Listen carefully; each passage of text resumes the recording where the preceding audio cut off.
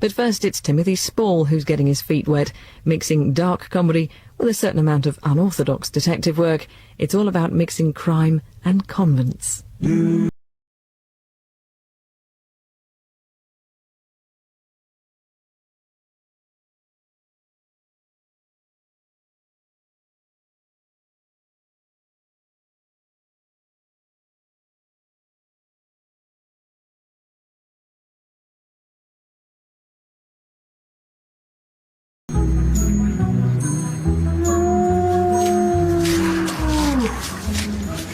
Who found him? One man and his dog. Go on. Man throws stick in the pond, dog swims after it, grabs for the stick and hoists an arm in a sleeve from the water. Very King Arthur. What, sir? Where are they now? Bloke was offered counselling, but said he'd rather have a cuppa. Oh, the dog's in shock, sir. Never stopped howling. Sounds like it's the one who needs counselling. Oh, I hate the countryside. You never know what you're standing in. What did that neurotic mutt find? Male, white, mid-50s, wearing a three-piece suit without the waistcoat. Perhaps he was buying it by instalments. Now, this is where we fished him out, sir. The doc said he died of his head injuries long before he hit the water. The divers are searching the bed for a possible murder weapon. And what's that constable doing? Paddling, sir. Ah. Hey, you son! Get out of there! Do something useful, get me some coffee! Make that two. Yes, sir! Right, I want this bank and this whole field back as far as the road. Search like you were looking for the winning lottery ticket on a rollover week. Yes, sir. Do we know who the victim is? No, sir. He'd nothing on him. No wallet, no mobile, no watch, not a thing. Somebody did a thorough job. Well, not quite, sir. When we pulled him out, he was still clutching a chain of rosary beads. A Catholic? And he had a fat book wrapped in a carrier bag wedged in his jacket pocket. What was it, Drowning for Beginners? A soggy, abridged version of something called, the Summa Theologiae by St. Thomas Aquinas. Too much to hope it's a library book. No, it looks like it's been well read. Anything else? Pages 607 and 608 had been torn out. Is there a church anywhere around here? Well, this is the middle of nowhere, sir. One of the carrot crunchers, local officers, told me there's a convent on the edge of the woods. Where? About half a mile down the road. There's a driveway. The nuns have a public chapel. People can nip in for communion and a quick confession. Well, I suppose we'd better have a word with them. Maybe these nuns can tell us what's on our missing pages.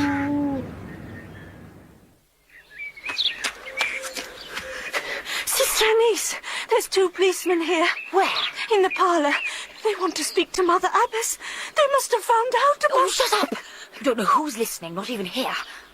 Come on, let's visit a couple of prayer sites on the web. Leave the police to Mother.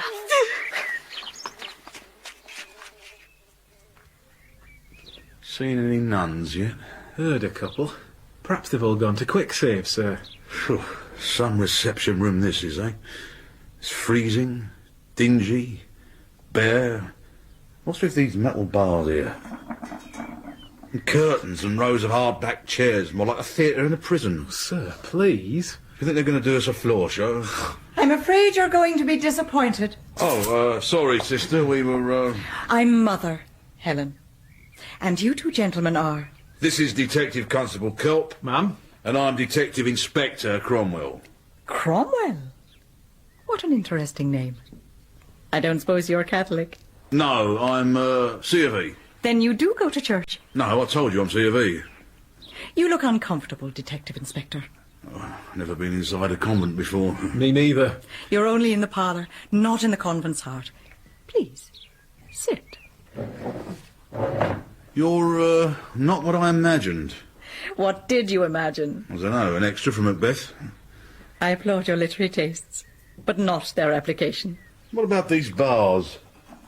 Give me the creeps. I thought police officers were used to seeing people behind bars. But with this setup, I'm not sure who's on the inside and who's on the out. We are a contemplative order. This is an enclosed convent. We never leave. The grill is there to remind us that we are separated from the world, and to remind our visitors that this life is not the end. A few years ago, my predecessor had the grill taken out, leaving only this counter. It made our parlour look like a council office. When I was elected, I had the grill put back. That way everyone knew where they were again. One of our novices said that it was good for our feng shui because it restored equilibrium. How's your chi, Detective Inspector? Went pear-shaped years ago, whatever it is. But I've survived. Would drive me mad being cooped up in here forever. I find it liberating. Within the cloister I have total freedom. But outside these walls there's only stress and violence. Witness the reason you're here. You are here because of the murder, aren't you? Ah, you've heard. I hear many things. And I could hardly think your visit was because Sister Anais hacked into the Vatican's computer and inserted a phrase about women priests in the definitive text of the letter to the Hebrews. You lot have computers? Cloistered nuns were only recently allowed them by Rome. And you're already hackers? We learn fast. So do criminals. Does that mean police officers don't? We're trying to establish the murder victim's identity. Yes. I'm sure that's an essential part of your job description. Have there been any strangers around here, ma'am, say in the last week? No. Have you had any break-ins recently? Should we have? No books been stolen? No. Has there been anything unusual? Do you mean like 3 wise men and a comet in the sky? No. I'm sorry, I don't think we can be of any help to you. Aye, thanks for your time. I suppose you missed it. Here's my card. If you do think of anything, drop me a line. Wouldn't it be better to give me your email address? I don't have one, do we? No, sir. Then if I think of anything, I'll phone you, Detective Inspector. You do have a mobile, don't you? Why'd you give us such an hard time, sir? Because I can't stand nuns. They don't do anything and they live off other people. She's tasty, though. Tasty? Do you think she's a blonde? I couldn't see for that headdress, sir. How old do you think? Didn't look more than about 30. But I bet she had 40 candles on her last recorded birthday cake. She's just right for you then, sir. You think so? When are you going to get a mobile, sir? You drive.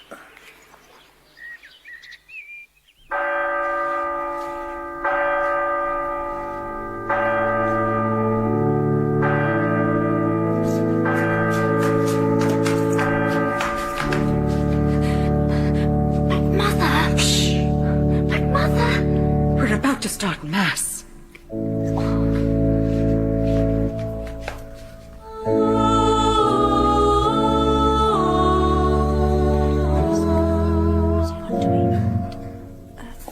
Where's Father Jack? CID. Sir, it's that nun. She wants to speak to you. I think you're in there, sir. I don't. Put her through, extension 13. I'm transferring you now, caller. Caller? D.I. Cromwell speaking. This is Mother Helen. Can I help you, madam? I hope not. Father Jack's disappeared. Perhaps it's his party trick. Who is he? He's our relief chaplain. Oh, yeah? And what sort of relief does he give? Spiritual, Detective Inspector. He's gone missing. I'm frightened you might have his body. It would assist us greatly if you could identify the victim.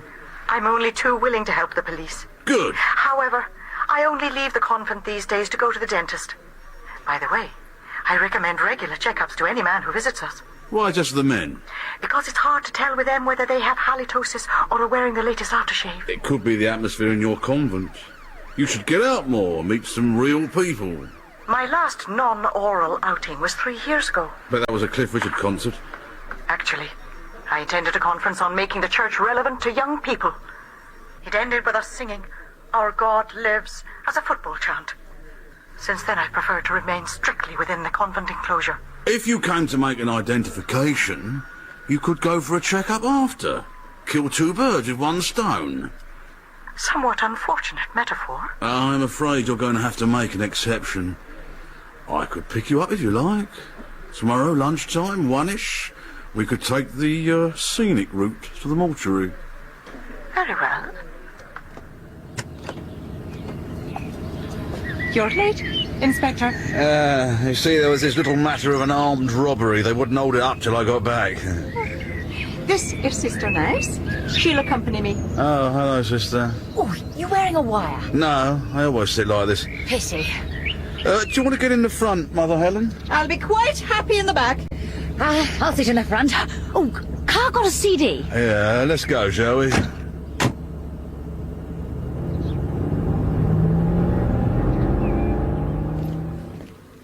Good of you to do this. It's chilly among the dead. Should try living in a section house. I'll put him out now, Mum, and you can have a look at him. Oh, they've got a cabinet full of corpses. Which drawer did they file him in, sir? Third column, second from the bottom. And here's one we prepared earlier. Sir? I warned you, it's a bit of a mess. Please, come over. Kelp will lift the sheet. You just need to have a quick glance. Are you all right, Mum? Yes. Well? That is... not Father Jack. It's not. What we're going to do now, sir? His fingerprints and DNA have drawn a blank. Are you quite sure that's not Father Jack? Expect you've only ever seen him in a clerical collar? I'm positive. There is a reason why I know it's not Father Jack. What might that be? Because... it's Father Ambrose. Cushy number these priests have. Rose-covered cottage with satellite dish. Nothing to do but be waited on hand and foot by a bunch of nubile young nuns. I could do with some of that myself. Could you do with having your head bashed in and then being weighed down among the water lilies with a theological tone? Do you think they tell them that bit when they're training to be priests? Oh, yes, day one. No signs of any disturbance here.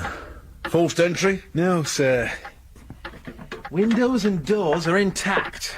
It's just an ordinary kitchen. Anything like your kitchen? You're kidding? You need to wear a germ warfare mask to eat in my gaff. Not like my kitchen either. This doesn't look like it's been hit by El Nino. It's tidy. In fact, it's too tidy. You could say it's immaculate. Spotless. No socks, no crumbs, not a plate out of place. Do you think the nuns cleaned it up, sir? Somebody did. Let's see if they missed anything. Oh, nothing behind this clock. Check inside the dishwasher, Kelp. Nothing, sir. Try under that cupboard.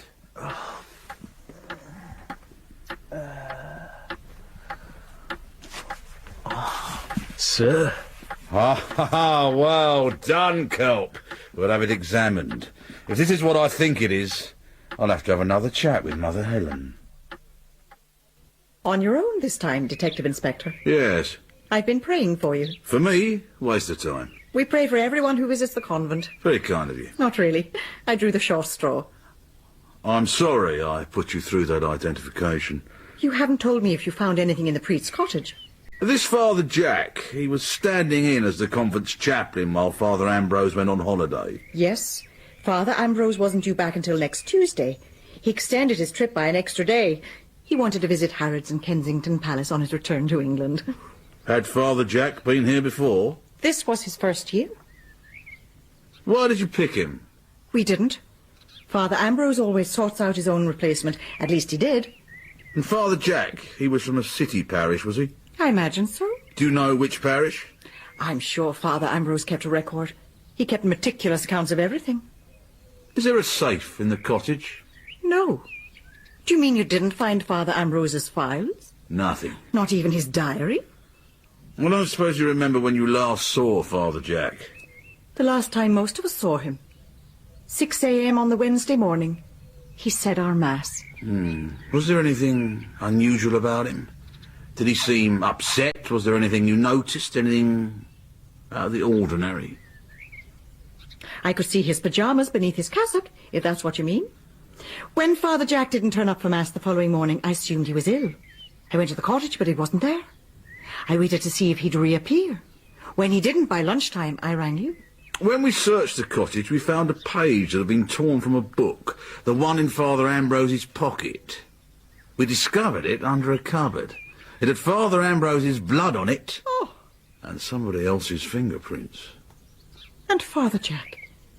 Do you think there's any chance he's still alive? Oh, yes.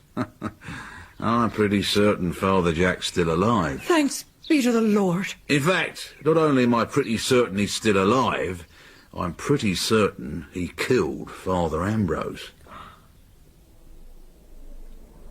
In the name of the Father, and of the Son, and of the Holy Spirit. Amen. Good morning. My name is Father Jack, and I shall be taking over as your parish priest while Father Lazarus is in hospital.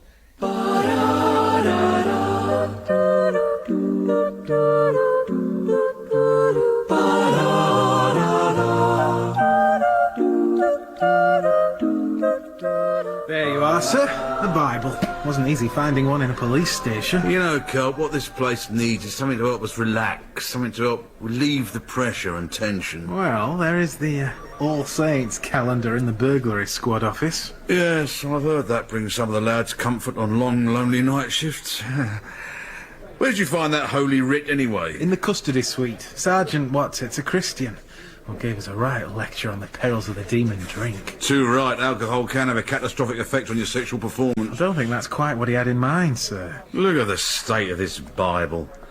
It's tatty, and it's scribbled in all the margins. What do you need the Bible for, anyway? You're not thinking of converting, are you, sir? No chance. Well, you seem to be getting on all right now with Mother Ellen. She's a nun.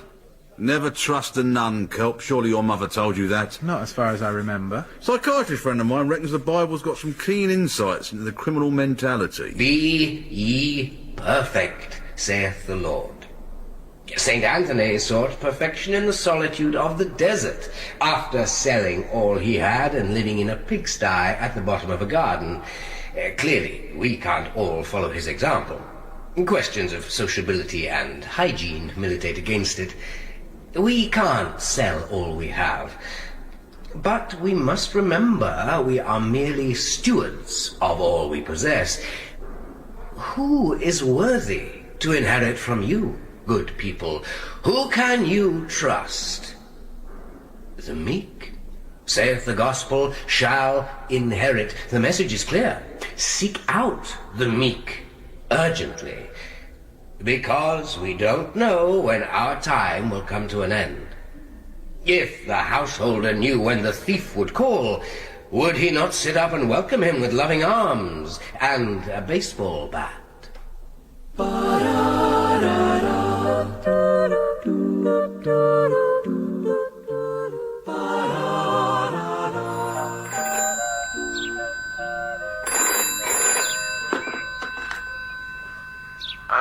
Could I speak to Mother Helen? Speaking. D.I. Cromwell. Oh, I thought it was someone else trying to sell us plots in a timeshare cemetery. I've got some good news. Have you been allocated a computer at last? We've got the results of the fingerprints we took from your chapel's chalice. And? Nice piece of silverware. You should have it cleaned properly. Does this mean the fingerprints proved useless? Quite the opposite. They match those we lifted from the page we found. Then Father Jack Is our man. Oh. I appreciate you finding out which parish he's moved to. Wouldn't have been very easy for us. I merely use my connections. But I warn you, he won't be there long. Only a few days while the parish priest's in hospital. Don't worry. We're off to arrest him now. You've been a great help. I want to thank you. I've been praying for you again. Always pick the short straw, do you? No, I'm the abbess. I do get first choice. They said he was in the lady chapel, sir. Can't see him. He's in that confessional. How do you know that? Got his name above the door. Do you think there's anyone in with him? Yes. That's why the red light's on. We'll wait till it changes, and I'll go in the front, you go in the back, and slip the cuffs on him. Right, sir. Look, there's a woman coming out. Oh, the light's gone green. We're on, Kelp. Oh, shouldn't you join the queue, sir? It seems a bit, improper to barge in front of all them people.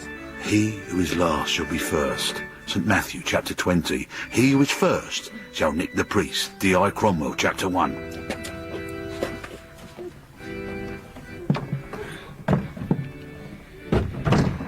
In the name of the Father, and of the Son, and of the Holy Spirit. I'm not a Catholic.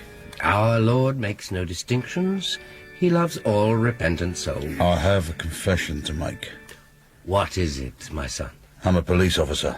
We all have our crosses to bear. And you're under arrest for the murder of Father Ambrose. May God forgive you. I hope so. There's a whole convent of nuns going to put a word in for me.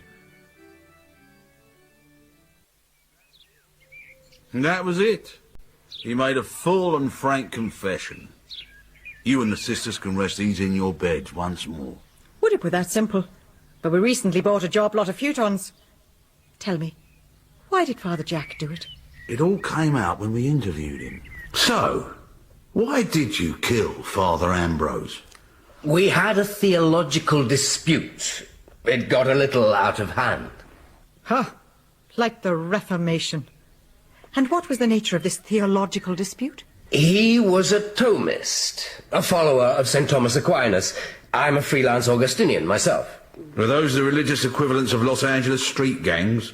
Every time you meet, it's out the submachine guns? Hardly. We're much more civilized. Then how come Father Ambrose is dead? It was an accident. What was their argument about?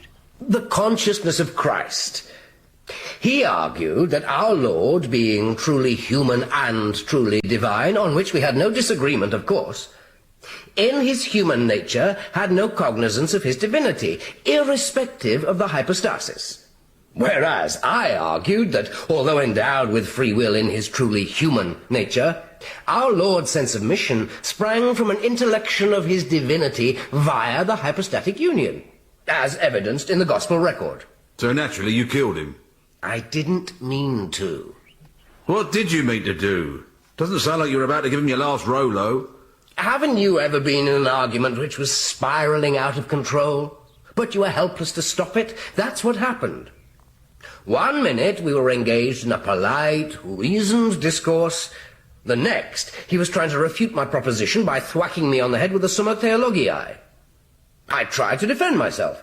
The Bible allows it, you know. So does the UN Charter. I wrenched the book from him. Then he caught me with a left hook which knocked me off balance. As I fell, I swung St. Thomas' magnum opus and sent him flying. I must have been knocked unconscious. When I came to, I saw Father Ambrose lying in a pool of his own blood. But if it was an accident, why didn't he call the police? I panicked. I didn't think anyone would believe me, especially not that abbess. Why wouldn't I believe him? You know what she's like. You've met her, Inspector. Detective, Inspector. She's jealous. Jealous? Of Sister Ulrika. Really? I've met Sister Ulrika. She showed me her exotic collection of brass rubbings. Mother Helen's a fine, intelligent woman. She wouldn't succumb to petty emotions like jealousy. Or love, Inspector. That goes without saying. I mean, who'd want you? You'll get a sympathetic jury and go down for manslaughter. He didn't explain why Father Ambrose was back a week early. You'll probably never know. Did he show any remorse? I'm so sorry for what happened to Father Ambrose, and for betraying the inspiration of my beloved St. Augustine of Canterbury. Inspector Cromwell, there's something not quite right. You're telling me men in cassocks whacking one another with 700-year-old treaties on charity? St. Augustine of Canterbury. Call it an inner voice I have. Gut reaction, I understand. Women have those. Not exactly. St. Augustine of Canterbury is known as the co-apostle to the English. It was St. Augustine of Hippo who was the great theologian.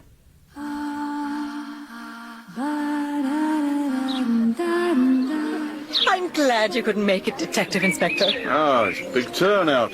People are fascinated by convents and nuns. Open days are their only chance to taste and see. And they only get a little slice. The garden party's the highlight of the day. You must have a go on some of the stalls. At 5 o'clock, there's Sister Sam's legendary puppet theatre. Was that like Punch and Judy? It's similar. This year, she's doing the story of Judith on Holofernes. Apparently, the decapitation's quite spectacular. Unfortunately, I'm not here simply for pleasure. Has something happened? I found out you don't have to be a Catholic to be a priest. Try telling that to the Holy Office. I found out something else too, which you might not like. I'll judge that for myself. Father Jack is a parent several times over, but he's not a father. My Detective Inspector, are you thinking of going to Delphi for your holidays? Father Jack is a con man as well as a murderer. Are you telling me he's not a priest? Yes, Father Ambrose found out and sent a letter to the bishop. Why didn't he tell me? He was embarrassed. He was the one who arranged Jack to be his replacement, while he went on a pilgrimage to see the bleeding Virgin of Lutz. Even if Father Ambrose knew, it wasn't reason enough to kill him. Doesn't end there. Father Ambrose suspected Jack was conning elderly pensioners into leaving him all their worldly goods in appreciation of his saintly acts of charity. Is it true? Afraid so.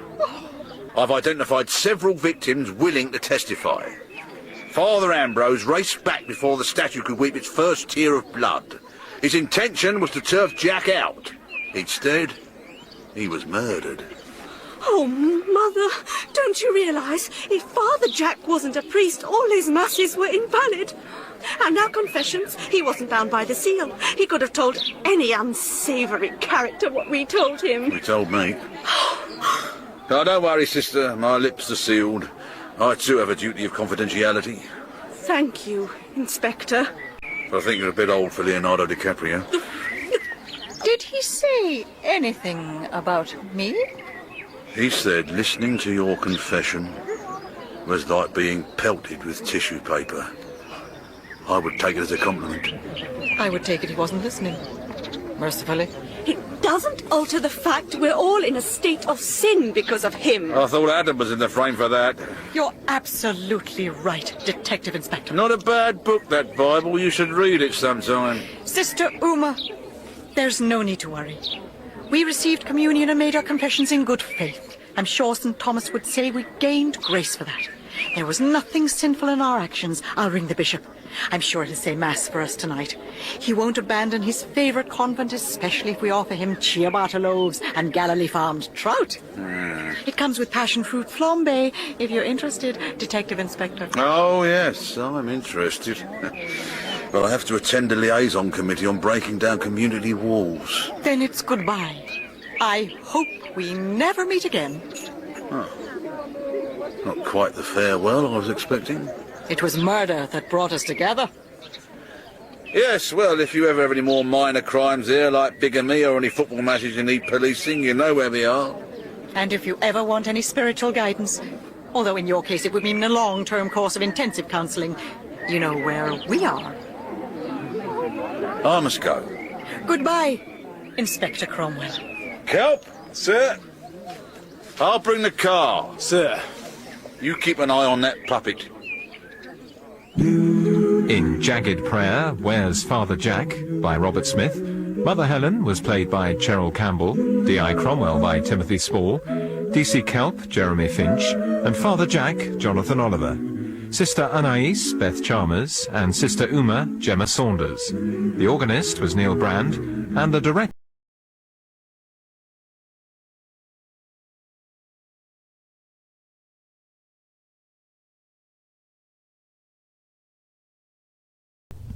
Tomorrow there's apparently a robbery at the convent.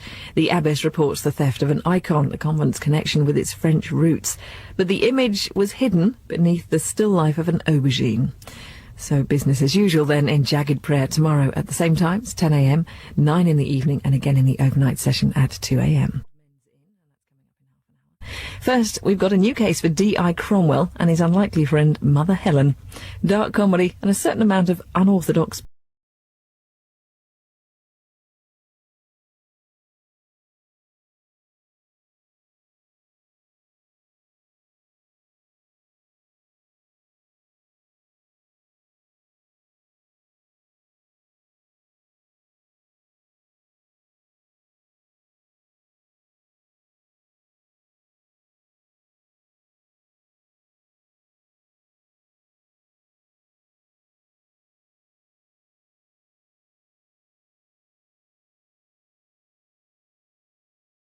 These country bumpkins have no imagination. Tango, Foxtrot, Conga, to D.I. Cromwell, over. What is it? There's been a report of a theft by a nun. What's she steal, some cloth for a new wimple? She's not the thief, she's the victim. Why are you telling me? Said she knows you, sir. Said her name's Mother Helen. On me way. Right, Kelp, car. What about Chummy? He's not going anywhere. Shouldn't Chummy be our priority? Don't you think I'd rather stay here and sort out this suspicious death? You know I hate nuns. It's just you and I have established a rapport with that particular convent. Not an easy thing to do. Useful contacts have to be nurtured. You're not still hankering after that abbess, are you? After all this time? We'll leave a detective sergeant in charge here. There's one out in the farmyard. The bloke with the beer belly doing Tai Chi. That's him. Come on, Kelp. It's time to exercise your prayers. So, this is where the nuns eat. It's called the refectory. Detective Inspector. Mother Helen. Morning, ma'am. It's been a long time. Is that a clean shirt? This? Yes. I remember you wore it last time I saw you. When was that? 6 months ago, ma'am. Thank you, Kelp. So, what's happened here? It had better be urgent. You know there are penalties for wasting police time. You could have sent someone else if you're busy. We did leave someone hanging around, but as we're here... Our icon's been stolen. You can see its absence on the wall. When did you discover it missing? At breakfast. I was delayed after Mass. Sister Gwyneth noticed the rectangular nimbus above my chair when she got her Falklands muesli. Make a note, Kelp. Have that cereal analysed. Oh, look, sir, this window's been forced. It's a burglary, all right. We found a ladder in the grounds, propped against the monastery gate. Have it dusted for prints, Kelp. Sir. And see if it's tall enough to change the light bulb in the reactor. Is your police station nuclear? We're in temporary premises, ma'am, while our station's given a refurb. Was it worth much, this icon? Would you like some coffee? Yes, please. Kelp, why don't you take a statement off Sister Gwyneth and have a shifty around outside? It's nippy out there. Not if you keep moving. Biscuit, Inspector. Bit funny looking. What are they? Eyes of St. Agatha. Sister to me. I baked them myself. No thanks. They're cinnamon. Sister to me. Try one of these. They're Belgian chocolate. Chocolate, this. I call them Balaam's ass cookies. I'll just have coffee if you don't mind. That'll be all, Sister to me. Poor old Sister to me. We have an infirmary full of partakers of her green banana pastilla. Baking's not her forte. I've been meaning to ring to see how you are. I've kept an eye on our crime sheets to make sure none of you have been arrested. I hope you were gratified to find we weren't. Oh, yeah. You haven't changed. Neither have you. In fact, I think you're even wearing the same tie. This brings back memories, don't it, eh? Me sat here, you sat there, behind bars. About the icon. Yeah. Have you heard of St. James the Step Climacus? Does he teach aerobics? He was a 7th century monk who emerged from his solitary existence in the Sinai desert with an icon of Christ, which he claimed had been painted by the Archangel Raphael.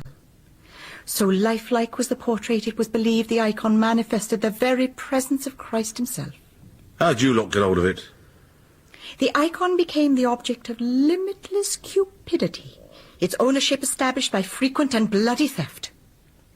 In 1793, it ranked in the inventory of the secreted Comte de Coudevis, the fabulously wealthy, infamously decadent Algicide. He donated the icon to the Parisian convent of Our Lady of Holy Agony on condition it be returned to him should he manage to escape revolutionary France. And did he?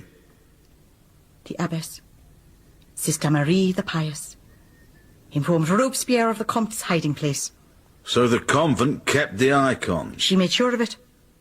While the Comte was languishing in prison, she bribed 2 members of the Committee of Public Safety to strangle him in his cell. I've left my Merkeys in your lunch hall. Sister Marie had a reputation for helping the dying. Apart from this Comte, who else did she help? No one. She died shortly after him. Guillotine had her name on it, did it? She was carried off during a particularly frenetic game of Dessadian charades. The clandestine nuns were discovered soon after. But before they could be arrested, the sisters escaped to England and the very convent in which we sit. Did they bring the icon with them? That was the intention. They had it encased in a worthless daubing called Still Life with Eggplant by a Flemish painter, Van Eyck. If you didn't like it, couldn't you have it removed? I left the Van Eyck graffito on because we couldn't have afforded to insure the icon. So I opted not to tell the convent of his existence.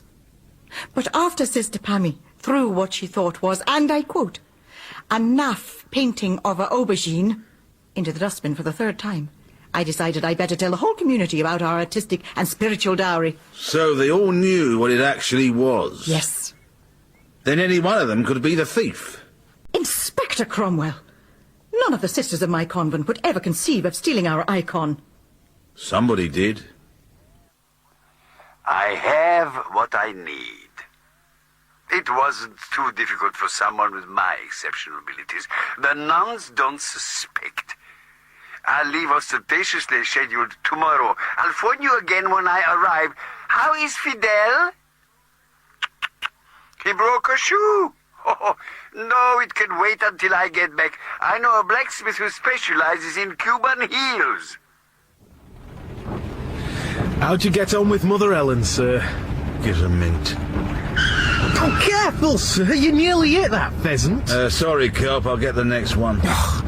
I talked to Sister Demi, the extern. Oh, you know, that old nun lives outside the convent proper. Does all their shopping and that. Yeah, and learnt to cook at the Bourgeois School of Haute Cuisine. Well, she told me they'd recently had a French polisher working on the tables in the refectory. Name of John. Has a smile that'd make Scrooge give him 10,000 quid for a bag of crisps and let him keep the change. He seemed interested in the aubergine painting. Didn't tell him about the icon, did she? Nope. Anything else? Well, there's also a priest staying at the convent. A priest? He's a definite suspect. What's he doing there? On retreat, she said. From what army? Has all his meals in the guest cottage. Got a designer label embossed on the front of his clerical collar. Right. Let's review our suspects. One French polisher, one visiting priest. And a pocket full of nuns. We've made tremendous progress, Mother Helen. We've interviewed John, the French polisher. Is he the thief? We've ruled him out of our inquiries. On what grounds? He would have known how to break in. He had ample opportunity to study the window locks. He says he doesn't know about the icon. He might be lying. We searched his place. He's not an art lover. He drives an old Austin Princess. Have you abandoned detection for cultural analysis, Inspector? Now, look here, Mother Helen. I've taken a personal interest in this case. I didn't have to, you know. Perhaps it would be best if you resumed your more pressing work. No, I didn't mean... That icon's our link to our French mother house. Our link to the fathers of the church. I expect you to find it. Yeah, well, don't expect miracles. No, of course, that's your job. I'm sorry, Detective Inspector, but you must understand. The icon has come to symbolize our vocation. Interceding for the world, but living in prayerful obscurity. The hidden Christ in the hidden convent. Don't worry. I'll do my damnedest to get it back. You do have an unfortunate way with words. I gather there's a priest staying here. Monsignor Nietzsche. He's having a little difficulty with transubstantiation. Has he tried calamine lotion? That I don't know. I do know, however, that I don't like him. He's arrogant and condescending. I know the type. Most men are like that. Kelp, for instance. Sir? There's also something odd about the Monsignor. Although he says he's having doubts, he has a singularly emphatic and encyclopedic understanding of theology. You don't believe all that guff about transubstantiation, do you? Implicitly. I think the DI means Monsignor Nietzsche's excuse for being here. Do I? The Monsignor does seem inordinately interested in Sister Demi. Perhaps he's an undercover health inspector. We'd like to talk to him, ma'am. Too late. He departed after breakfast, leaving in his wake a cloud of musk. Do you know where he's going? Surely you don't think the Monsignor's involved in the theft? I don't think anything.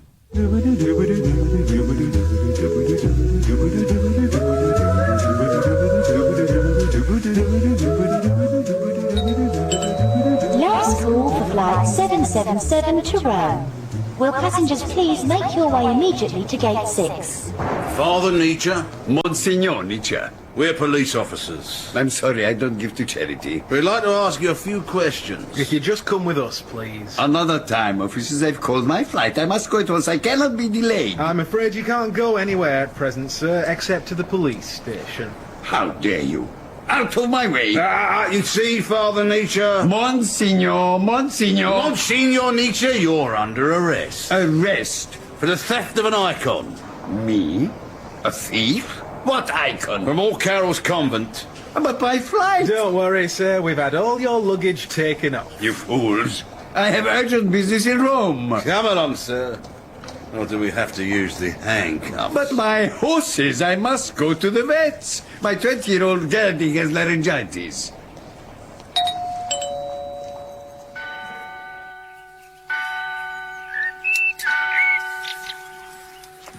Mother!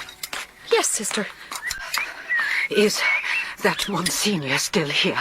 He left yesterday. The police are after him. The police? Fortunately, Sister Bjork happened to notice his number plate, credit card details, and that he uses non-fluoride toothpaste. Is that why the police want him? No, they think he stole the icon. The icon? Why are you so interested, Sister Demi?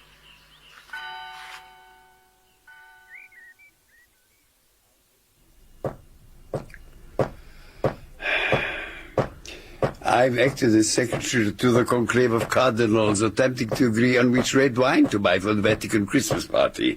So your puny attempts at psychological torture are useless. What torture? That incessant hammering. What is that banging, Kelp? Sergeant Watts, he's putting up a cross in the priest's cell. Make him feel at home. Sounds like he's putting up 3, a full set. Right, Father. Monsignor, officer. You have a right to legal representation, Father. I don't need a lawyer. I don't think you understand the seriousness of your position. I do. Do you take me for a moron? I have been arrested on the idiotic suspicion I've stolen an icon. Then perhaps you'll appreciate the courts take a dim view of someone like you, in a position of moral authority, appearing before them. You won't gain their sympathy by refusing legal advice. I don't need one of your lawyers because I am one myself. I see. So you're impersonating a priest, eh? We get a lot of that around here. I am a priest. I also happen to be a canon lawyer. No trace of the icon yet. But my hunch is Nietzsche knows where it is. With any luck, it's still in the country. Perhaps he hid it in a hedgerow. No, I meant still in England. Yes, an English hedgerow. Where else? We've interviewed him. Another turn round the drive. What's a canon lawyer when he's at home? A barrister with a mobile scud launcher? The church has its own legal system and its own lawyers. The rules of the church are called canons, hence canon lawyers. Church law is mainly to do with discipline. I've made some inquiries myself. Have you? About the Monsignor. Did he say anything else? You say you didn't steal the icon? Correct.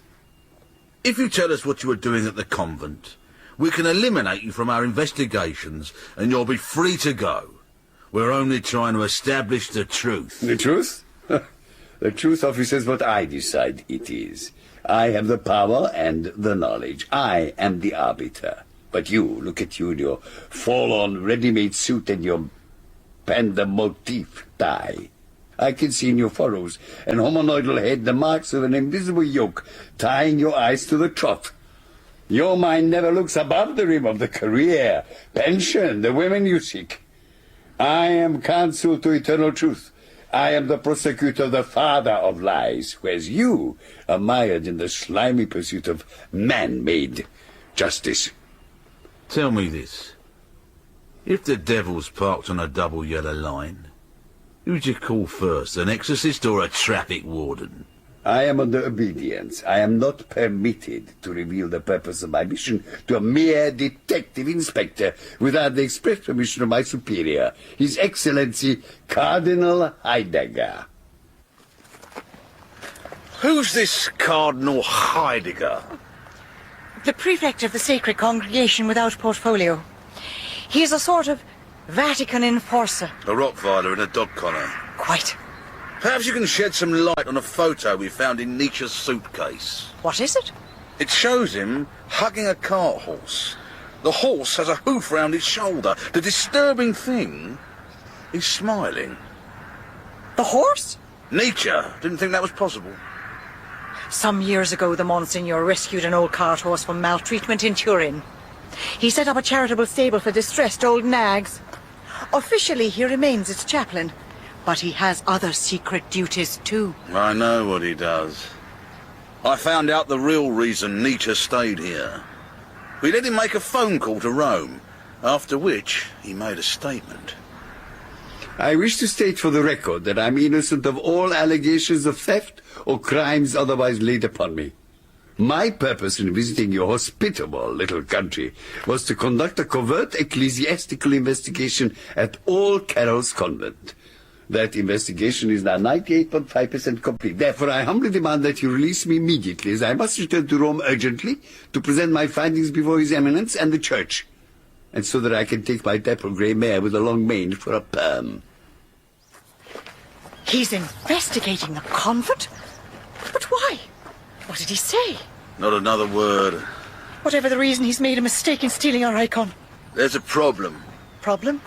Detective Inspector? With the evidence. What problem with the evidence? There isn't any. Don't suppose you've looked at his computer files yet?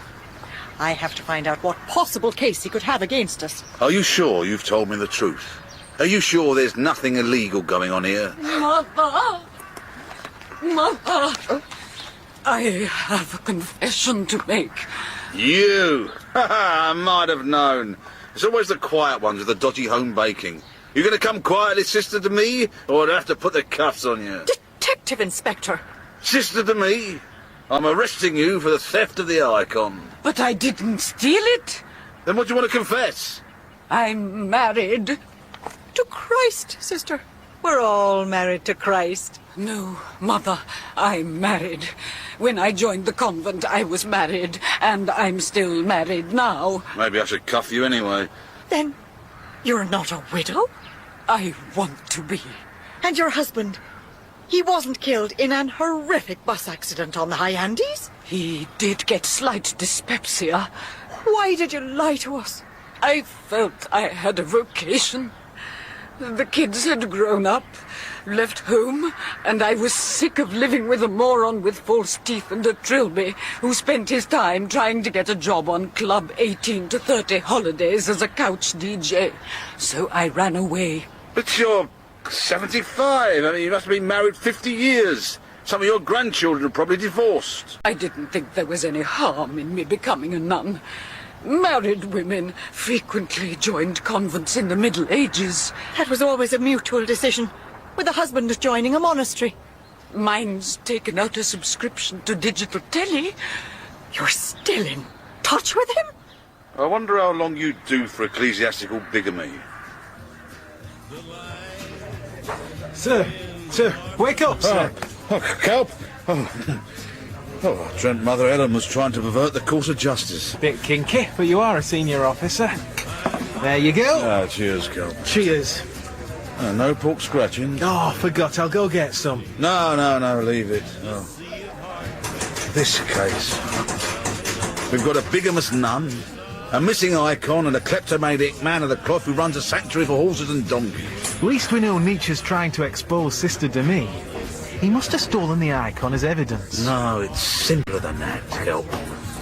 He found out about it and couldn't resist nicking it. The real question's, what's he done with the icon?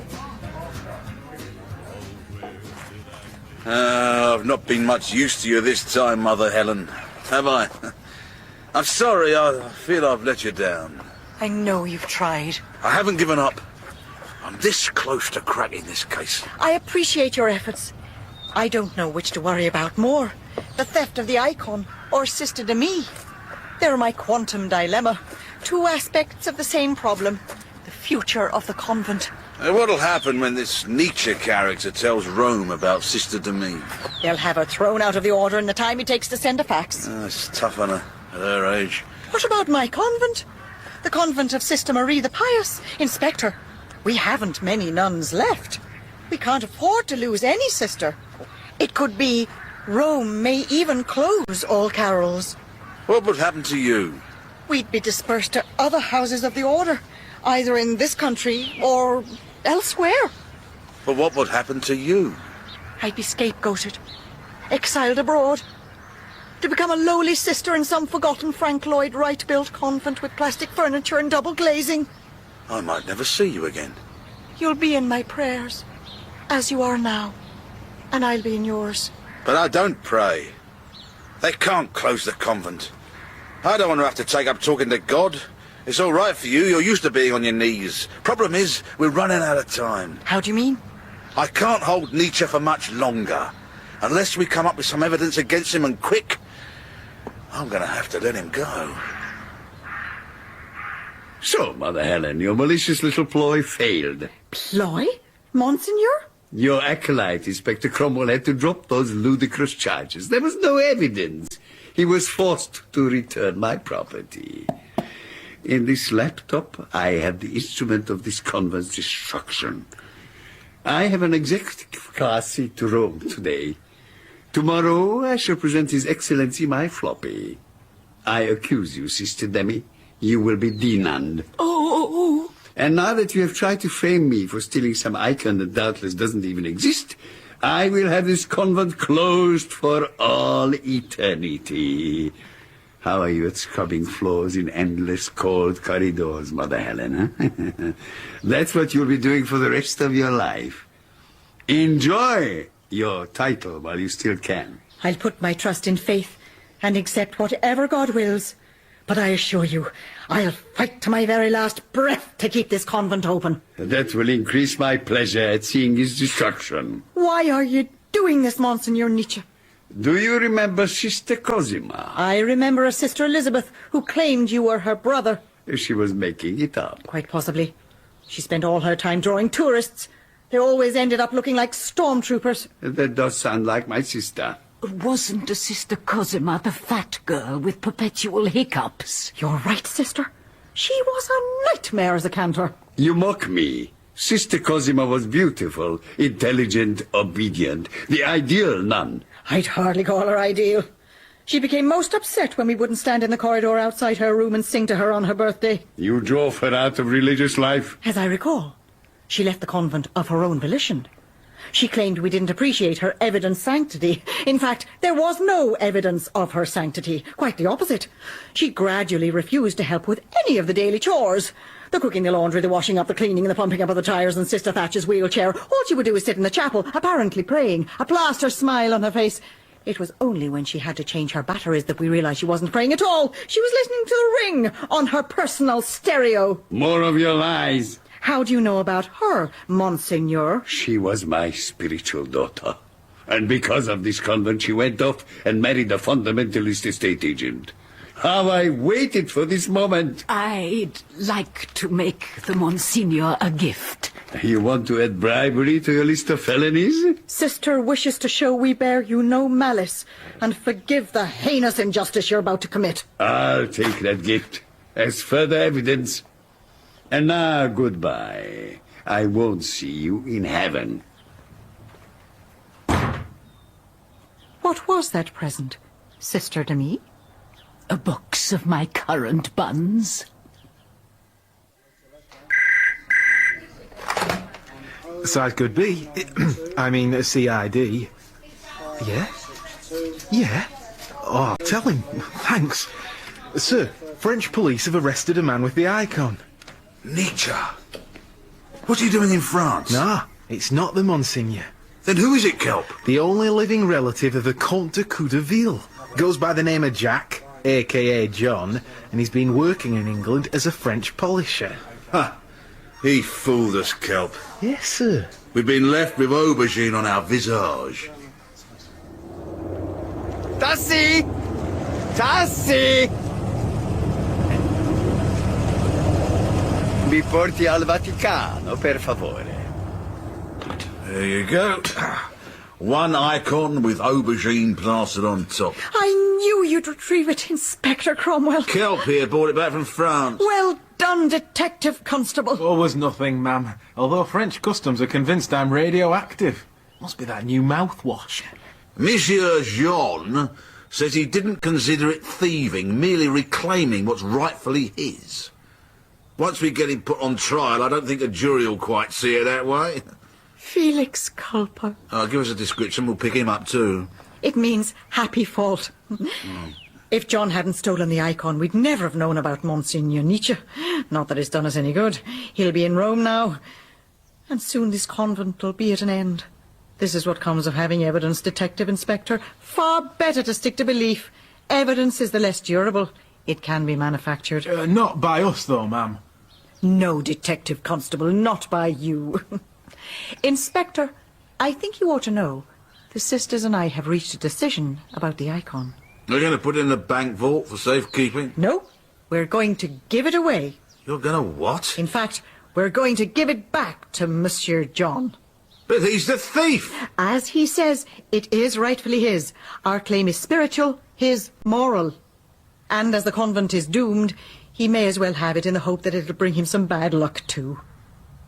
Listen, you know what that Nietzsche will do to you, so why don't you jack it in? Jack what in? You know, being a nun.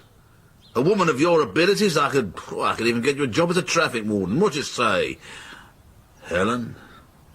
I appreciate your concern, Detective Inspector. However, I am a daughter of the Church. I must accept whatever fate she wills for me. Mother, Monsignor Nietzsche is dead. Nietzsche is dead! There'll be a wry smile in heaven tonight. What happened? He was found in his room in the Vatican this morning, slumped on his sofa with pastry on his lap. Cardinal Heidegger died in an attack of heart yesterday. They said he could have been saved if he cried out, but he remained silent. Nietzsche's dead. Heidegger's dead. Who does that leave? Kant.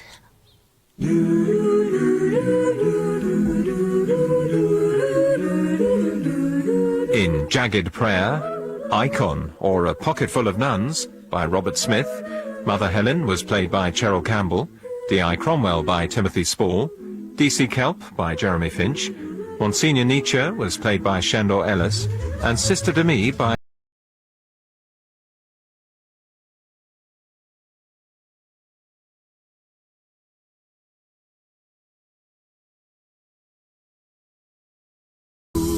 And Jagged Prayer continues on Monday at the same time with Sister Brother, when a convicted art forger decides to go straight and change his sex. Strange Investigations here on BBC 7 Monday at 10 in the morning, 9 in the evening and at 2 a.m. in the overnight session. On DAB digital radio, on digital TV and online.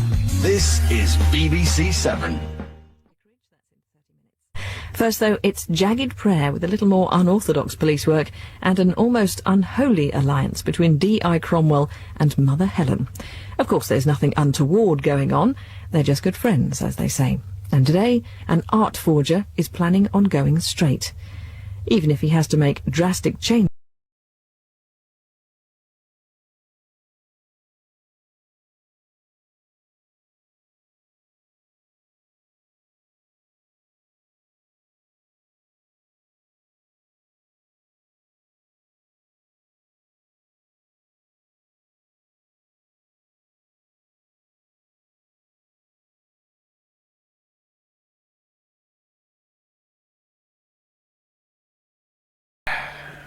Come the morning, this cell will be all yours, Mickey. Once I walk through that prison gate, you'll not see me back here. Yeah, you'll be back. You're too good not to get caught. Besides, how are we going to learn new skills and update our best practice? Lest pros like you shoulder your responsibilities and do another stretch? Not me. I've done my time. 15 long years, no remission. Now it's over. I know I did wrong. At least I can say this. I never perjured myself. I never sold arms to no one. Nor legs for that, man. I always used public transport and paid class-free national insurance on all me ill-gotten gains. I was an honest criminal, me. Just an humble painter and decorator. Your Rembrandts was better than Rembrandt's. That's all behind me. Besides, I do watercolours now. I've done with crime. I want to lead a decent life. But Paul, you're the best forger in the business. There's nothing you can't copy.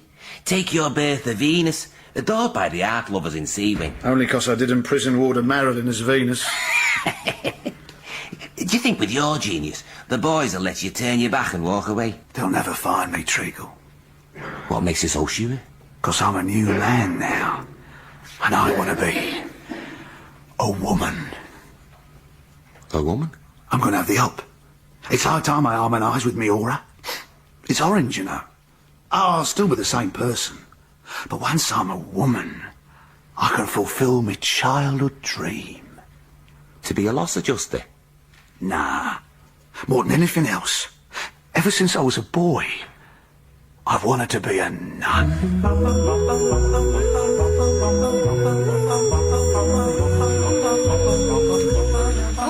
doing, Kelp? Throwing this rubbish in the bin, sir. That's the notes from my lecture. Fish 'em out. Lecture? The convent. You, sir? Me, Kelp.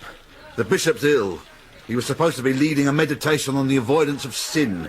Mother Helen's asked me to step in and give the nuns a talk on crime prevention. When, sir? This after. I gotta hear this, sir. I mean, I might pick something up. That's exactly what you're going to do, Kelp. We better get going then, sir. We, Kelp? We? No. While I'm at the convent, you can pick up that dustman with a timeshare bin scan. But it's raining, sir. Can't I stay in and do some No paperwork? chance. Right, I'm off to warn the nuns about the perils of the letterbox burglar. Now, where's my bit of bent wire? Not long to my profession now, Mother. In just over a month, I get to put me bonce in a sable veil. There's the little matter of the community's vote first, Sister Paula. Oh, I'm certain the sisters won't blackball me. Oh, but I do miss my heels. Not that I had them very long. Surely you can't still be yearning for a pair of shoes. Not after 3 years. Took me 6 months and a twisted tibialis till I had to walk in them. Proud I was. Now look at me, clumping around in Jesus boots. Once you've taken your vows, you need never worry about your equilibrium ever again. Oh, I am glad, Mother, believe me. But these sandals do nothing for the shape of my calves. Sister, we wear the habit. Your muscular alignment's a spectacle for God alone. Yes, Mother. So, what's this talk we're going to? God's sense of humour in the second coming? Haven't you heard? That's been postponed. I did tell your novice mistress. Oh, is the bishop ill? Gout. It's not responding to acupuncture. I told him not to try it with drawing pins. I knew it wouldn't work. His aura's gone all blotchy. What he needs is some green in his life. Restore stability. I'll pray he falls in a cabbage patch. I'm sure he'll thank you for that, sister. He hopes to do the Book of Revelation as a stand-up routine in a fortnight. So this afternoon's talk's about crime prevention with Detective Inspector Cromwell. Cromwell? Are you all right, Sister Paula? Oh, these sandals are killing me, Mother. I'll just nip and put on a pair of sling bags. Too late now. We've reached the parlour. Inside quickly, sister, and take your seat. The lecture's about to begin. Oh. And always wear your body armour when you go after drug dealers, sisters. Where was I? What to do in a hostage situation. Inspector, you were talking about domestic crime prevention. Was I? Oh, so I was, right, yes. So we covered burglar alarms, window locks, skylights, bolts and locks for front doors, car alarms and immobilisers, personal safety late at night. Remember to use your handbags to defend yourself, sisters, when you're coming home from clubbing. Alone, again. Naturally.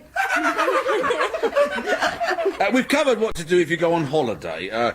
If you went on mass to the Bahamas or to Rome to see that Pope. You don't slip the monastery key under the welcome mat. You cancel the papers. You cancel the milk. You move the video away from the still shuttered window. And you use the timer switches.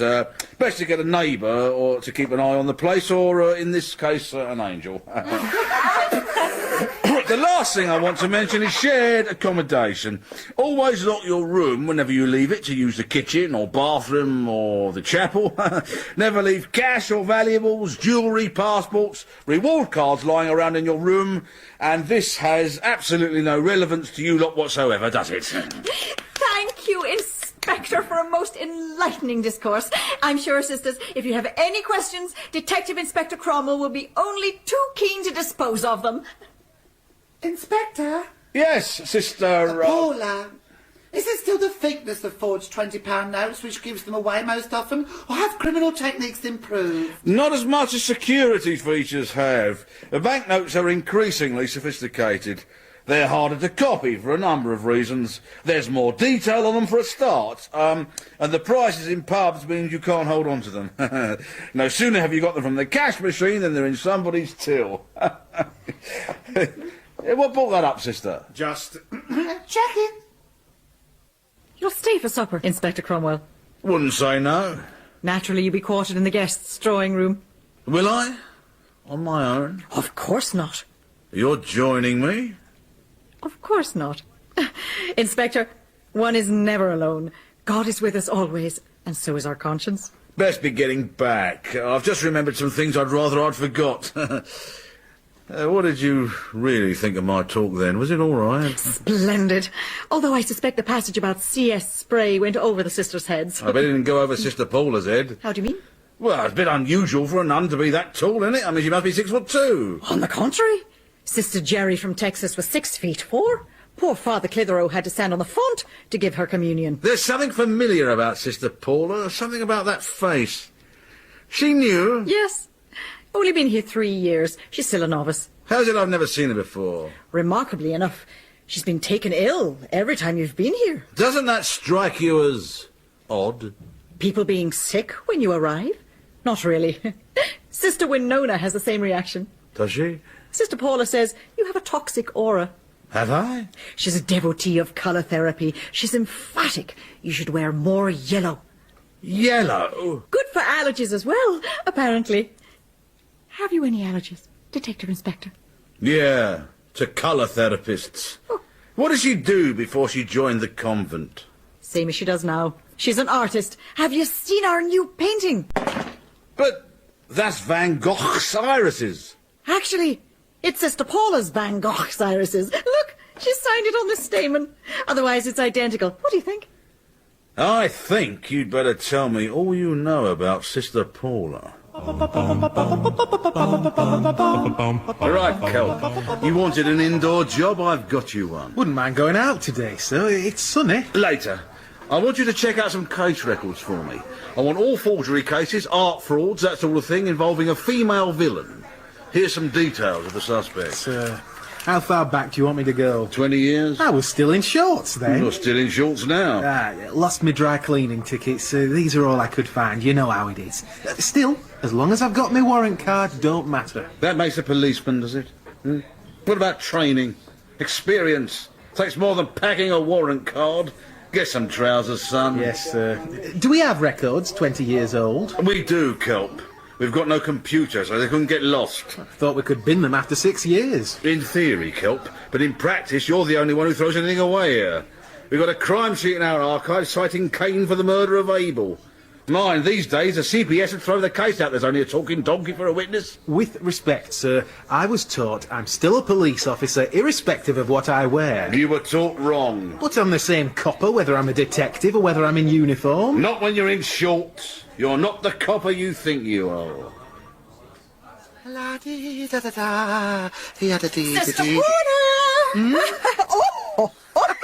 Paula!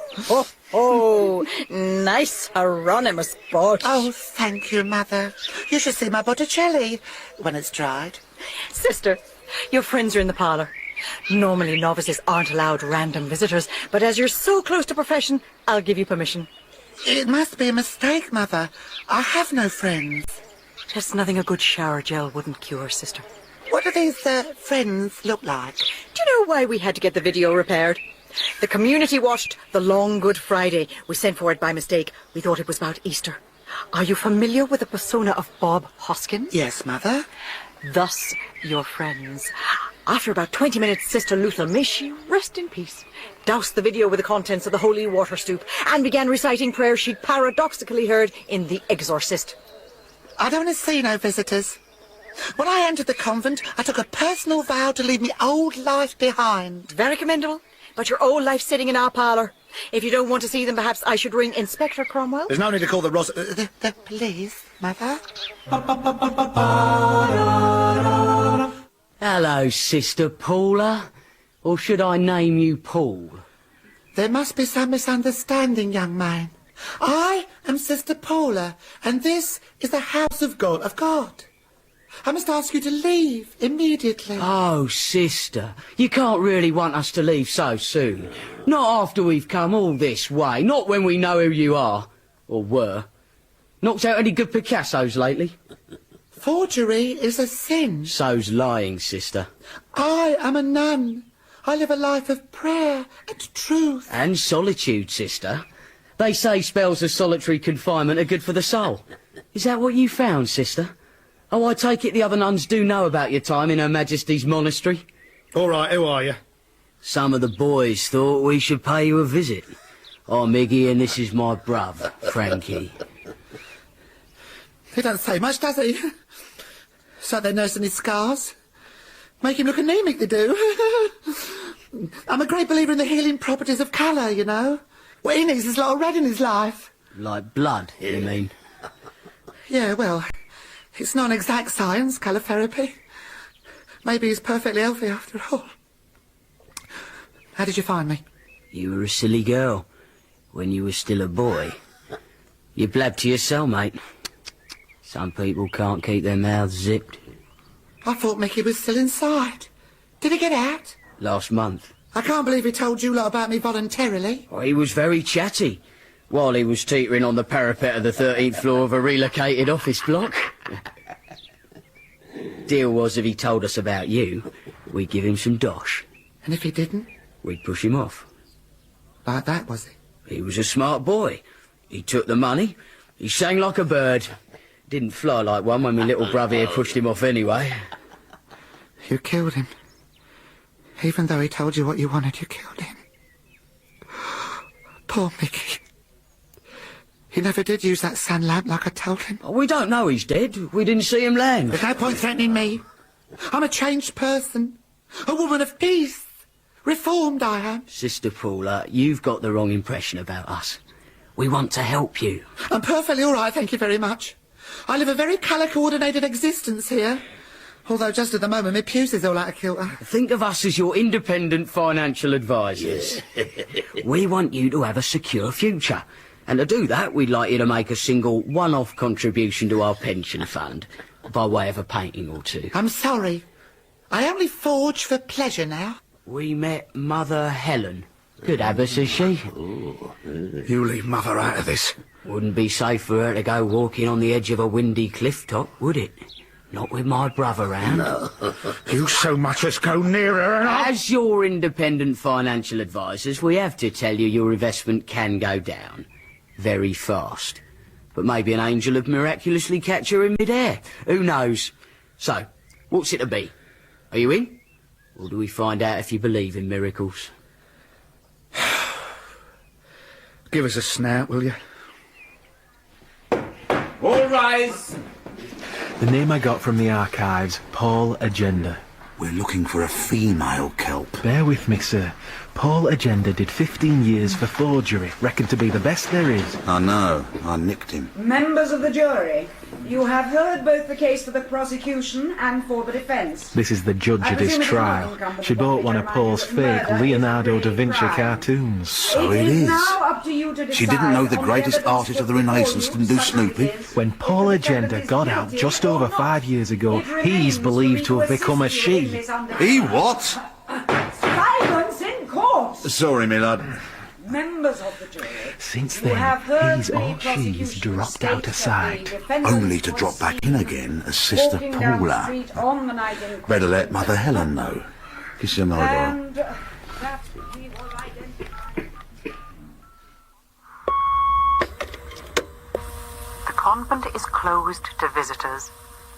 There'll be no communication for the next 5 days whilst we have our period.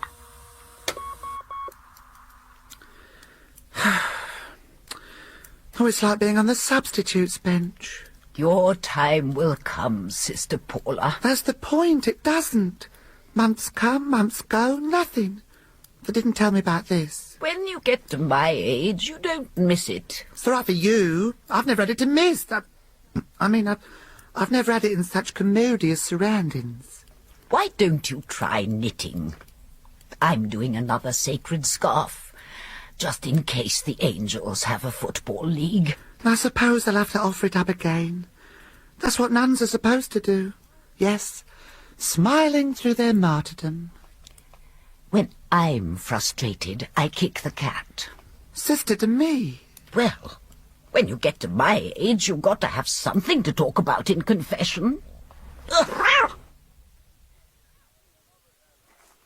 Mother Helen, I have some distressing news. Sister Paula's transsexual. Oh, yes, I know. If you've got vaguely the right bits and bobs of anatomy, is that it? Does that make you a woman? Is it that simple? I'm inclined to let God be the judge of that. However, there was a furious debate in conclave when we came to vote on whether Sister Paula should be allowed to enter the novitiate. Sister Thor became so incensed she began wielding the thurible around her head like a mace. Is the church happy about Sister Paula then? Or have you forgotten to tell them? Actually, I've sent a hypothetical email to Rome to ask their opinion. I'm awaiting their reply. There's worse. Sister Paula's a convicted felon. While she was a man, Sister Paula was a master forger. I suspected as much.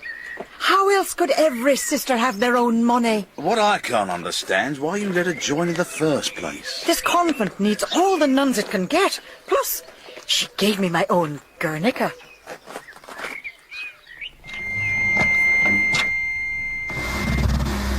What is it, Mother? It's in Latin. An apoplectic 12-page fax from Rome. It's about my email. Oh!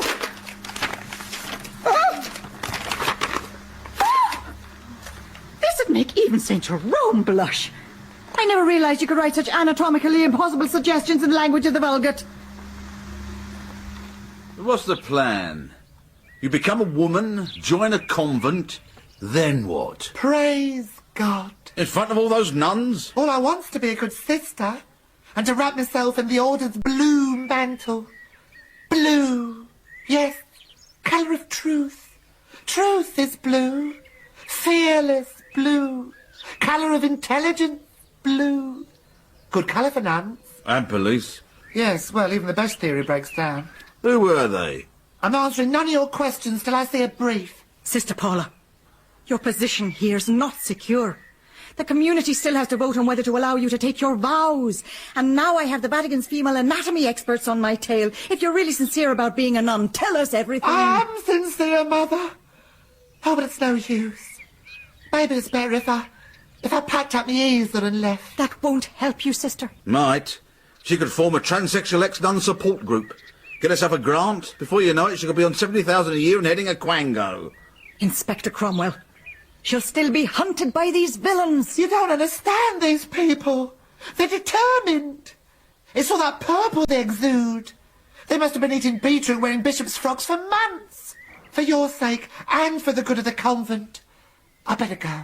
If these men have committed some terrible crime, it's your duty to help the police all you can.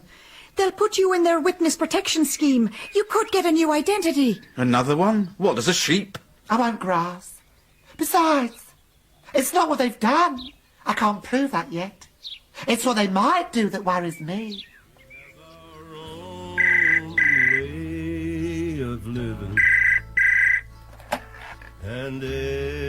Cromwell. So, while the public naively believe they can munch their chops in safety under the ever-vigilant eye of the police, you sidle off home for a ready-made meal and as much Johnny Cash as you can stomach.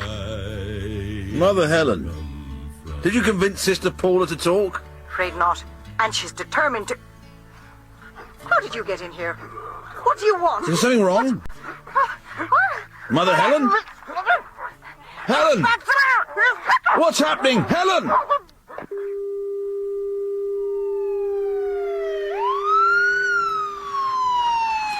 With Sister Paula's help, we've ID'd the kidnappers. It's the J brothers. They've got previous longer than the Channel Tunnel. All aggro. They're a pair of psychos. I blame myself. It's all my fault. It is. I'm warning you. If anything happens to Mother Helen, I won't be responsible for my actions. Sir, it's okay, sir. We'll get her back. This is the last thing I wanted. But you don't believe me, do you? When you look at me, all you see is the criminal. It's all you'll ever see. If I'm wrong, convince me. Tell us where they've taken her. I don't know, Inspector. How could I? Don't lie to me. You think I'm in on the kidnapping, don't you? Take her gag off. Why have you brought me here? I can hardly imagine it's to chair the inaugural meeting of the Kidnappers' Charitable Trust. We're holding you as security so Sister Paula does what we want. And what is that? Knock out a couple of miniature constables. Maybe a sergeant too. If she don't, my brother's going to do something very nasty to you. Right now, Mother, you're going to make a little phone call. Is she all right? I think so. What did she say? They threaten to kill her if I don't do what they want. Oh, I'll kill them if they so much as touch a hair on her head. Did Mother Helen tell you where they're holding her? No. Did she say anything else? She prayed. What did she say exactly? Fear not, sister. I pray we will meet again soon in the Father's house. The Father's house? Could be a clue. She might have been referring to Luke. Who? Gospel, sir. And when our Lord was a nipper, he went walkabout. And when Our Lady and St. Joseph found him, he was in the temple, and he spake unto them. Didn't you know I'd be in my Father's house? So where is this Father's house? The temple? Jerusalem, but the Romans destroyed it. Where else could it be? Think! What's another name for Father? Dad? Abba. Abba's house. She's in Stockholm? Hang on. House, dwelling, resident, home. Home. Abba Home. Abba Home? Name of a derelict farm up on the moors, sir. Been there. It's beneath an escarpment. Well done, Kelp. The lads are all on standby, sir. Car's out front. Right, Kelp. Let's go and get her back. Inspector Cromwell, I want to come with you. Too dangerous. Besides, you're a nun now, remember? What can I do? You can do what nuns do best. Pray. I never thought I'd hear myself saying that. Come on, Kelp. Let's get out of here before I start singing hymns. You're not fools. You must know you're bound to get caught. Don't push your luck, none. We're villains. We're desperate. Perhaps you're not the criminals you think you are. We've turned out just as our 14 nannies predicted. It was hard mastering the accent, but what else is there for the likes of us? Who'd want us? Who'd trust us? I know someone who'd trust you. Someone who'd be overjoyed to meet you. Is he on a register? Believe me, I know he'd look after you both. He'd give you a job for life and a reason for living. Who is he? I work for him myself.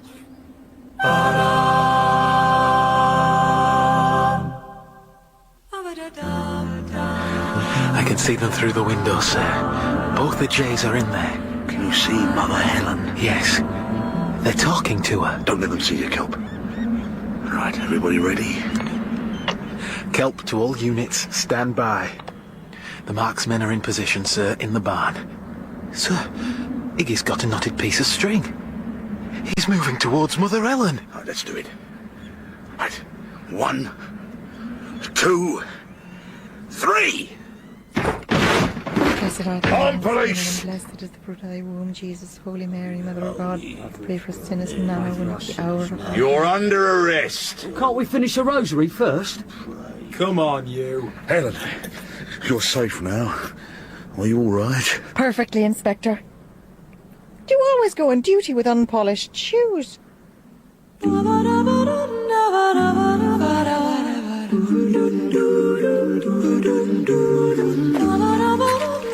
Nice frock, Sister Paula. Oh, thank you, Inspector. So good to be in heels again. Where's your habit and what's in the suitcase? The sisters voted against me. I'm not a nun no more. You know, you could try another convent. Too late, Mother. But you're a good nun. I thought your ambition was to lead a life of prayer and humility. It was. But let's face it, I wouldn't be allowed to take me vows in any convent. Because of your criminal record? 'Cause I'm going to be a man again. What? What? I'm going to have a reverse up. Oh, I'm grateful to the sisters. They've helped me realise what I really want to be. Which is? A priest. It was the vestment colours what swung it. Such a range. Green, red, purple, white, blue. The spectrum of healing. Oh, yes. I can see myself in acres of brocade. Goodbye, Inspector Cromwell. Goodbye, Mother. Goodbye, Paula. All I ever wanted was to go straight. Pity they voted her out. Yeah, I was hoping to try out these new handcuffs. I meant it reflects badly on me. She was my protégée. I was trying to increase the possibilities to broaden the concept of the convent and nun. The new model sister. Yes, Inspector Cromwell. This puts my re-election as abbess in jeopardy. No, surely not. You'll win 'em round. I may. God willing. I want to thank you, Inspector, for coming to my aid. Any time, any place you need me, I'll be there. Sorry, there's a nice clear-up out of that. It was the techniques you adumbrated in your lecture. which helped me during my ordeal. Well, You taught me how not to deal with a hostage situation. How not? Sir, you better come. Has something happened, Constable Kelp? Sister Maradona has been found dead on the sports field. Quick, Kelp, after that transsexual ex-nun. In Jagged Prayer, Sister Brother by Robert Smith, Mother Helen was played by Cheryl Campbell, D.I. Cromwell by Timothy Spall, D.C. Kelp by Jeremy Finch, and Sister Paula by Stephen Critchlow. Iggy was played by Tom George, Mickey by Gerard McDermott, and the Nuns by Elizabeth Bell and Gemma Saunders. The director was Ned Cheyenne.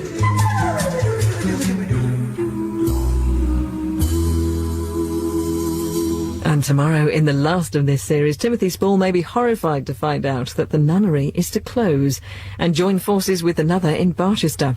Oh my. Catch the final case from Jagged Prayer tomorrow at 10 in the morning, 9 at night, and again in the overnight session at 2 a.m. But right now, it's a final joint effort for D.I. Cromwell and Mother Helen, getting away with murder and getting to grips with technology. It's all change, apparently, for Timothy Spall and his favourite nun.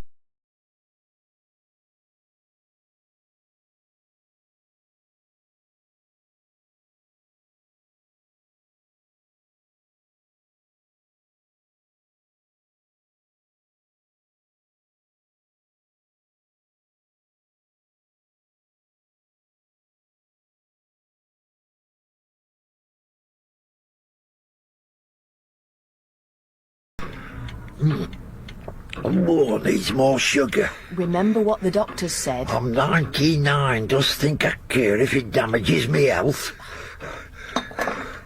The world went south with demise of condensed milk. Now, tomorrow, the students are coming. You know, they're doing this oral history project over the internet. Perishing net. They want to interview all the residents. I'll get no but fuzzy fables of free spectacles and dentures from geriatrics in here. That's especially why they want to talk to you, Mr. Lord. You have such perspicuity. They're particularly interested in what you remember about life in the town during World War II. There was a war on. People got away with murder.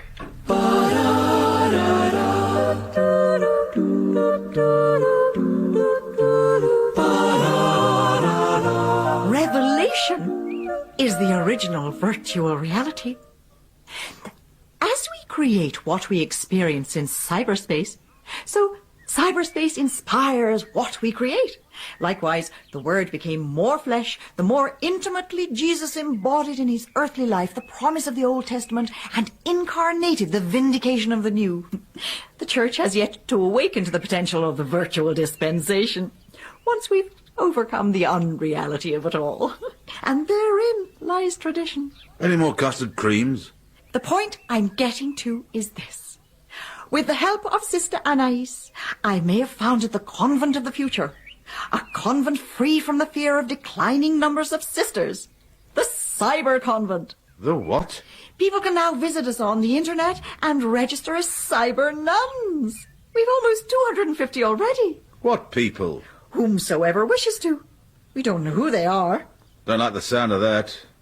Oh, why not? Well, they might be blokes, these cyber nuns. They may well be.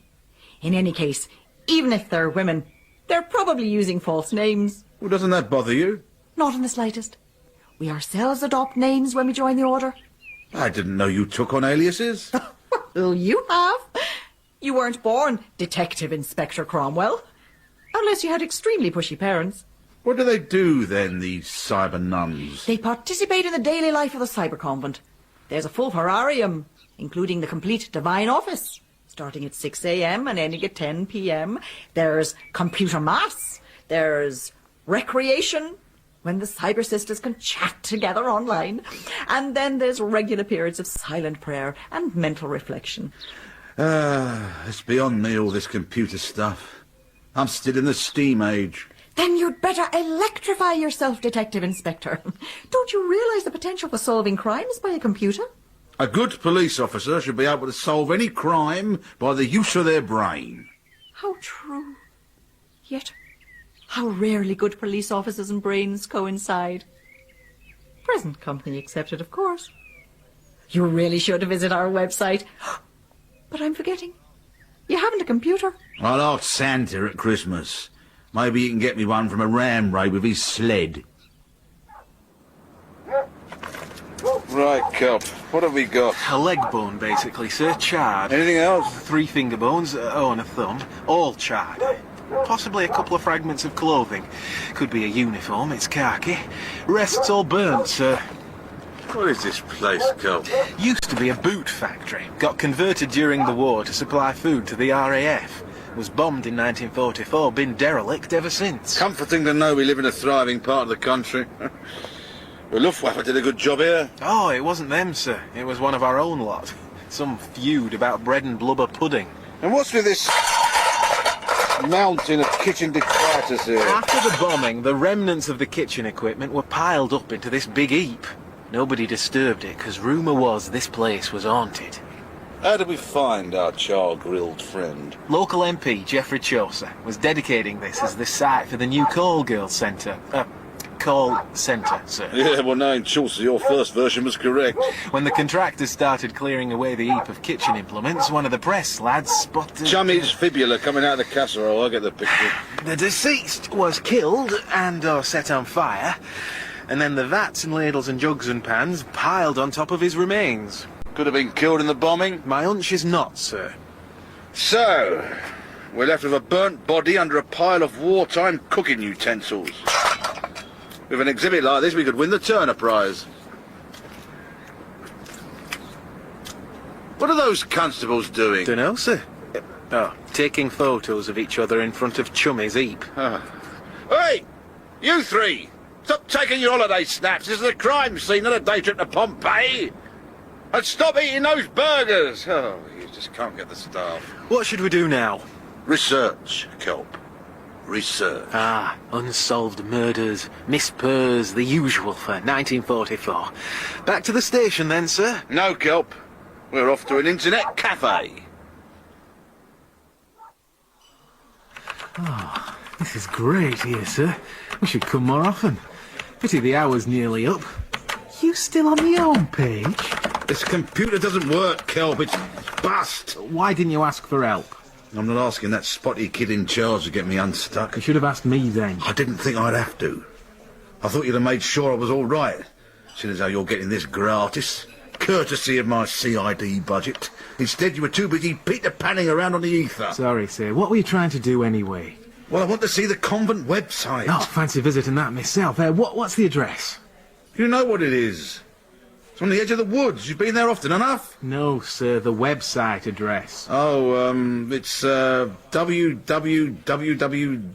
something. Oh, yeah, I think it's wrong. Look, all you have to do is type it in this box. See? And then you click here. Right, now what? We wait. Welcome to All Carol's Cyber Convent. Sounds like Mother Ellen. A bit. Do you want to register as a cyber nun? Well, do you, sir? Go on. Your secret's safe with me. It better be.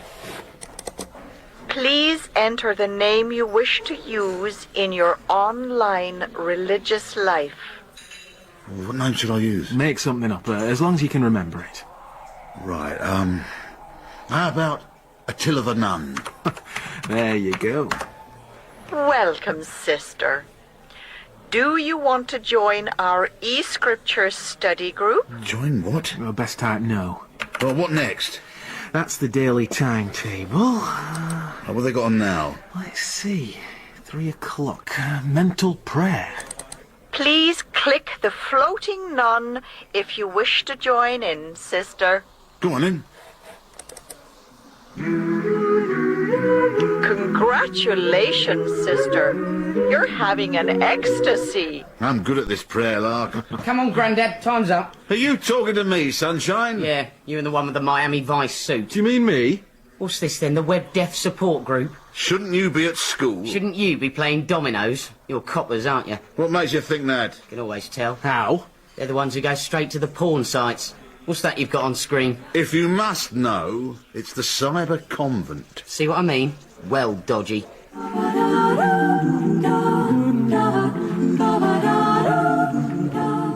Sisters, I have convened this chapter meeting to discuss the urgent question facing us, our future.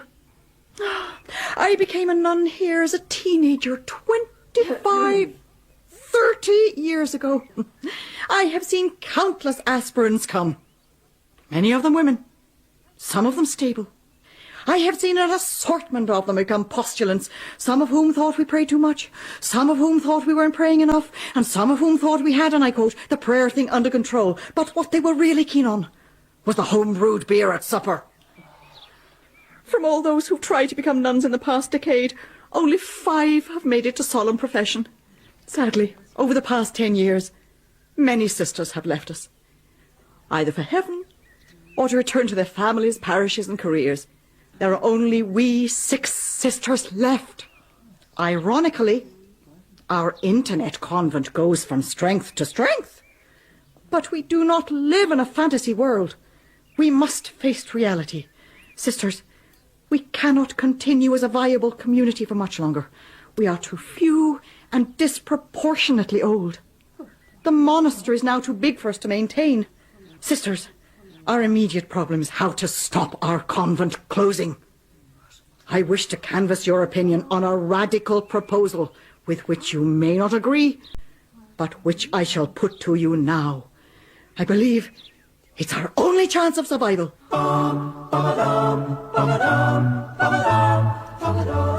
What have you turned up, God? Records for 1944 are a bit chaotic. There were local missing persons by the dozen. Dental records are non-existent. In other words, you've come up with nothing. Yes, sir. Chief Constable's been leaned on. Geoffrey Chaucer found it highly embarrassing to be upstaged by a bloke who's been dead over 50 years. As rich comes from a man who's been photographed leaving a house of ill repute. Upshot is you and I have got to get a result, mate, pronto. Sergeant Watson suggested we have a séance. A séance? You know, raise the spirit of the deceased and have an interview with him. Sergeant Watson said he's quite willing to have a go. Is he? He says it'd have to be done at night. I think he's after the overtime. That's him now. What's he doing, Kel? Sharpening stakes, sir. Stakes? What for? In case the spirit gets out of hand, we have a couple of the lads ready with stakes, mallet and job issue garlic. Wouldn't it be simpler to have Sergeant Watson certified? He's already a lodge member, sir. Well, leaving aside the Bela Lugosi approach to policing, we need to look at our murder from another angle, Kelp. We need a different perspective. Ah, lateral thinking, sir. Precisely, Kelp. Lateral thinking. You're looking very smart today for a change, Detective Inspector. I perceive you have a new Armani suit. You're in the wrong business, Mother Helen. You're the one who should be a detective. It requires little in the way of deduction when there's still a designer label on your outer left sleeve. Is there? Oh. I'm not thinking straight at the moment. Something troubling you? I'm having a spot of bother with an obstinate skeleton. The poor individual found in the derelict factory. Yeah, hot cross bones. To be honest, I'm stumped. The fathers of the church considered characters in the New Testament to be foreshadowed in the Old. It's called typology. Thus, Adam is a type of Christ, the crossing of the Red Sea is a type of baptism, and so on. Perhaps there's a lesson for you in applying symbolic interpretation to contemporary instances. You mean like Moses and Charlton Heston? Not exactly. What I had in mind was that your victim reminds me of Achan, son of Carmi, son of Zabdi. Who? He's in the book of Joshua, Inspector Cromwell, chapter 7. Achan stole some of the things devoted to God. Such as? Money, gold, an elaborate coat. The ancient Israelites stoned him to death, burnt him and his family and his livestock, and raised a huge heap of stones over him in a place called the Valley of Trouble. How did they know he was the thief? God called him out. Thank you, Mother Helen. You've given me an idea. It's a pleasant diversion from the convent's trouble. What trouble? Somebody been stealing your plastic ducks from the pond again? Oh, would that were the extent of my worries. The sad truth is, Detective Inspector, the convent may well have to close. I'm not surprised. I did think you'd show a little more concern. I've come to consider you a good friend of the convent. You've become a permanent feature of our lives, like the damp on the walls. Well, thank you, but you have to admit you don't earn a living. We work. We earn our daily bread by the sweat of our brows. As what, car mechanics? Traditionally, the enclosed nuns make altar breads, but there's competition now from commercial concerns. We run a small-scale printing press with correspondingly minuscule profits. And as you know, we grow and sell organic produce. Recently, we've gone into internet publishing. It's a special dispensation, courtesy of our bishop, because our numbers are so scant. The bishop. Always poking his nose in. So what are you going to do? You'll have to stop being a nun, Helen. Oh, certainly not. We're negotiating an amalgamation. Who with, Microsoft? We have a sister house in Barchester. They occupy what used to be an almshouse in the 19th century. 6 old men in frocks were discovered to be living there. They claimed they were each promised £100 a year to do so by a novelist. The money was never forthcoming, of course. Our sisters bought the house in 1882. It looks like we shall be moving down there to join them. Moving? You mean you're going away? I wanted to tell you as soon as possible. But where will I get my organic turnips? Use your head.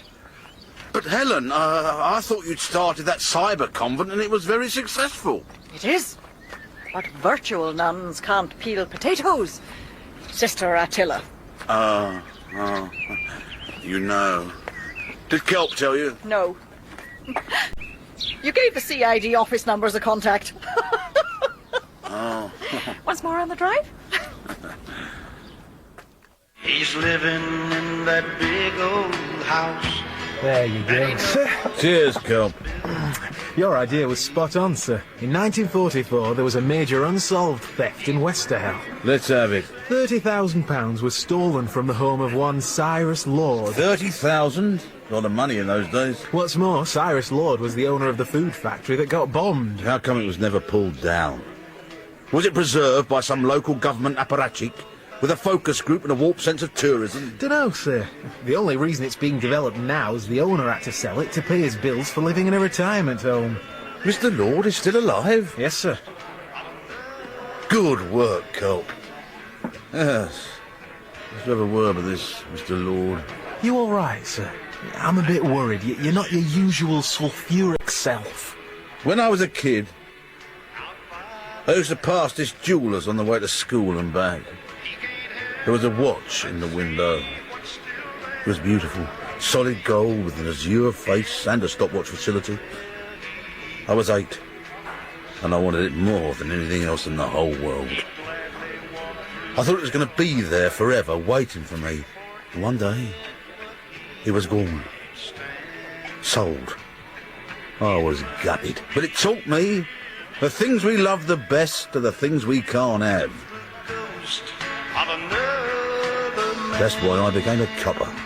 To protect the innocent. No, to nick the bastard who bought my watch. Drink up, let's have another. Another, sir? Do you think that's why? Yes, Kelp, I do. Someone's about to close my jewellers.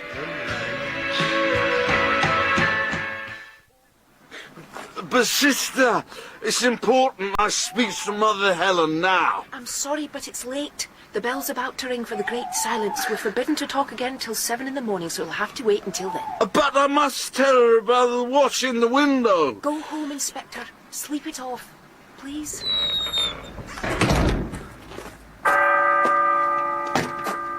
Helen! Helen! Oh, Helen. Mr. Lord? Mr. Lord? There's 2 gentlemen to see you. Mr. Cyrus Lord. Aye. I'm Detective Inspector Cromwell. Aye. That's a bit of a mess, young'un. Can't they all they drink? I had a shiny suit like that once.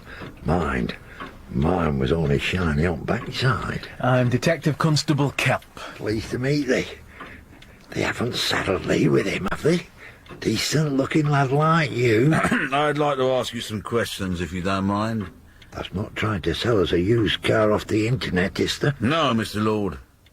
I want to ask you about the war and your food factory. Our factory? I sold it.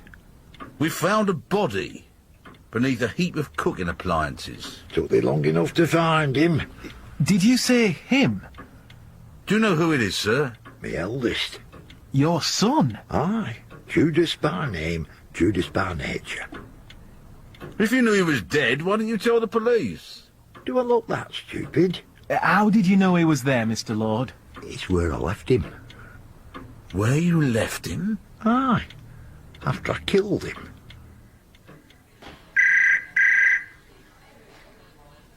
Oh. CID. Detective Inspector. Mother Helen, where are you? I'm on my way to Barchester.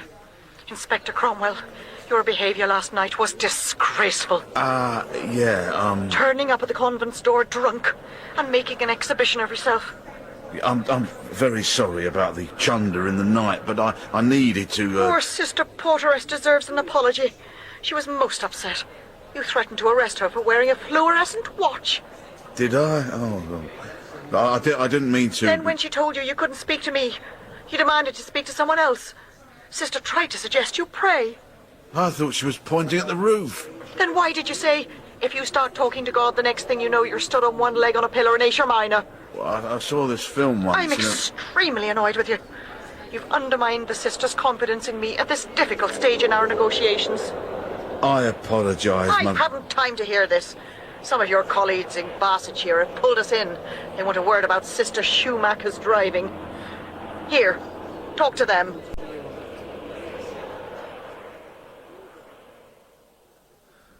I told thee, I killed him. Mr. Lord, I feel I have to remind you this is a formal interview in the presence of your legal representative. Aye, I know. Are you sure your son's death wasn't an accident? Aye. It was a very long time ago. You probably can't remember the events accurately. I can remember what happened as clear as a bell. There's no point covering up for someone else. Not after all this time. Mr. Lord. I'm telling you, I did it. Okay. But I'm sure you didn't mean to kill him. I did. But in self-defence. I attacked him. You must have been provoked. No, I knew what I was doing. I meant to kill him. It was premeditated. Did your son steal the 30,000? Aye. What happened? In them days, I'm talking about during the war, there weren't much in the way of banks round here. Like now? If you want real crooks, get yourself round to any bank and arrest a ruddy lot of them. You were telling us what happened during the war. Aye. I used to keep firm's money under mattress. Then one night, it were all gone. 30,000, all in notes. I reported it to police, but they didn't do nought. Some months later, I got an anonymous note telling me my son Judas had took the cash. Now, he was one who pressed me into turning factory into making food. Said we'd make a fortune. We did. That was money he stole. Then he got called up. And what did you do? Bided me time. When he came home on leave, I confronted him. He admitted taking the money. So I shot him with his own revolver. You murdered your own son? He stole from me, wouldn't you? No, sir, I wouldn't. Why would Judas steal from you, Mr. Lord? He were a wronger and always had been. Fighting at school, thieving from shops, making honest lasses, illegitimate mothers, running up debts, doing everything he could to bring shame on his father's name. Did you get the money back? Aye, he told me where he did it. Then we only have your word for it the money was stolen. What's that mean? You said it was Judas' idea to convert the factory to food production. Aye. And it was obviously successful. Aye, that's slow, I tell thee.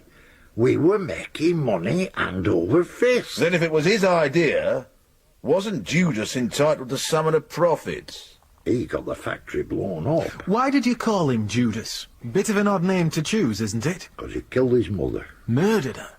As good as. She died giving birth to him. I'd wanted to swap him for a soup tureen ever since. What happened after you shot him? The night before, the RAF bombed the factory because of Judas's puddings.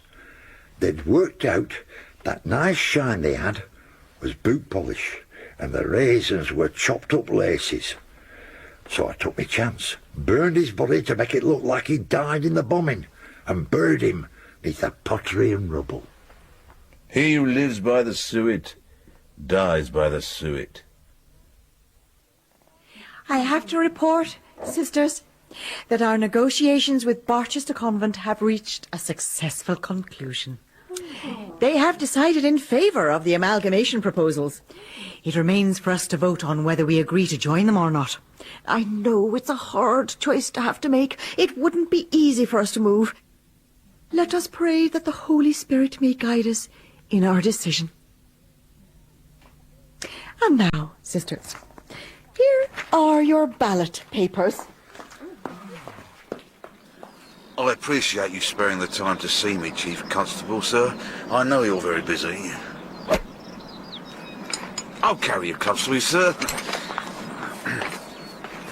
The murder's cleared up. Mr. Chaucer sent me a book in gratitude. I know he signed it, sir, but are we sure he wrote it?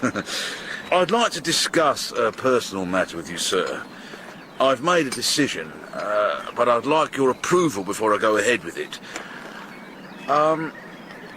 Think you're going to need a sandwich, sir?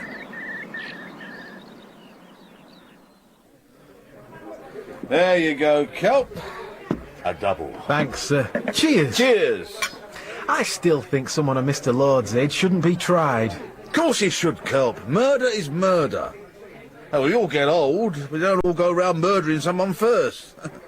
He should get life, which in his case would be about 3 months. In the end, it'll be up to the CPS whether he's prosecuted. I think you ought to know, Kelp. I've put in for a transfer, and I've been accepted. Transfer? Why, sir? Oh, look at me, Kelp. I'm pushing 50. Pushing it over and jumping up and down on it. I need a change, excitement, new challenges.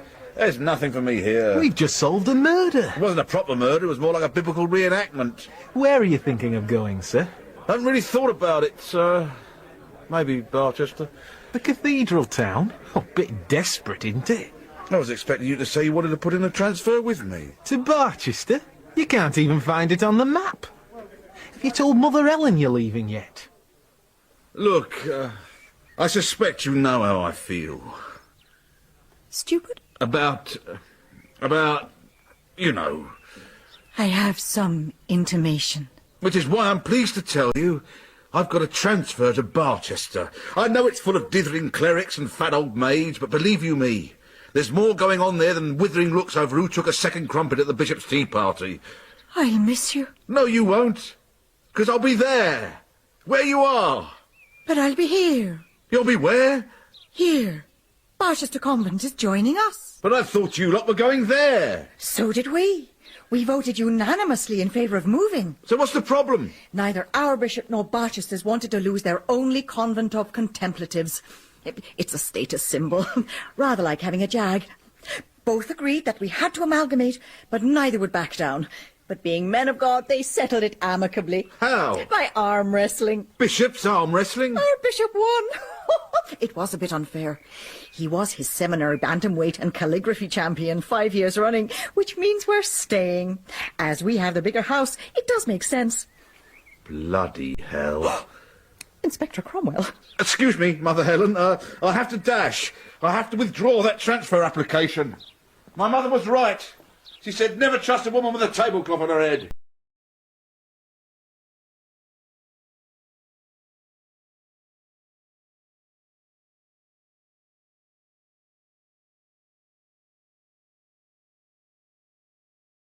Was played by Cheryl Campbell, D.I. Cromwell by Timothy Spall, D.C. Kelp by Jeremy Finch, and Mr. Lord by Brian Pringle.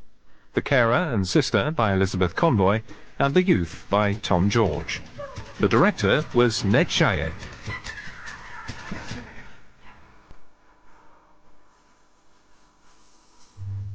Love him. I guess it never pays to chase a woman, even if she is a nun. Well, not that particular nun, anyway. That's all from Jagged Prayer for now. This world is endless, so wide, so broad, but somehow I'm still lost in you.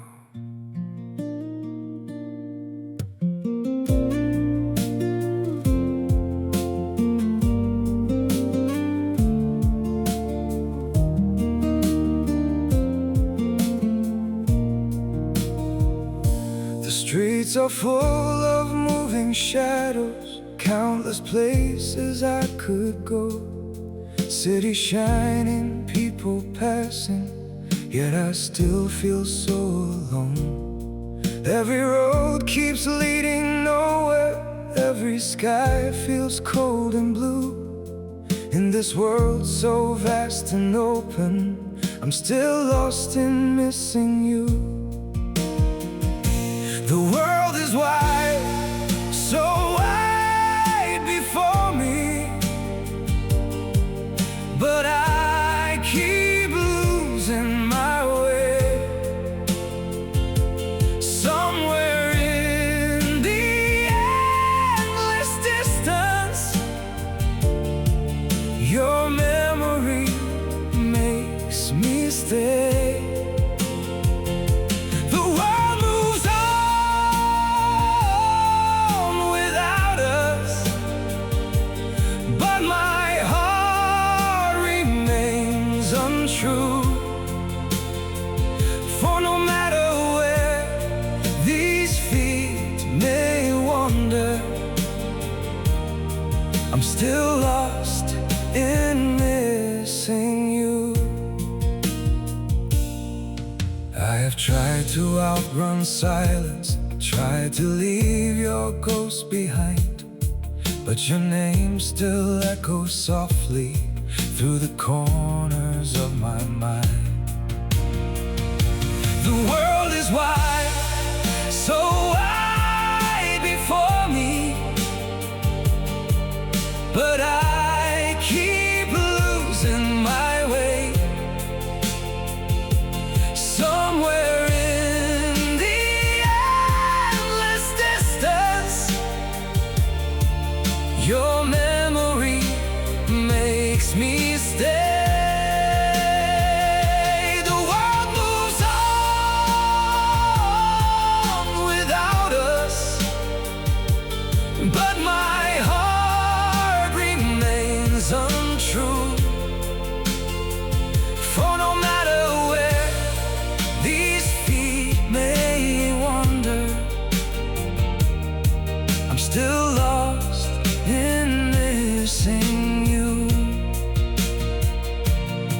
Maybe someday I'll stop searching for your face in every crowd, but until that day, this broken heart will keep calling your name out. The world is wide, so wide before me, but I keep losing my way. Somewhere in the endless distance, your memory makes me stay. The world moves on without us, but my heart remains untrue. For no matter where these feet may wander, I'm still lost in missing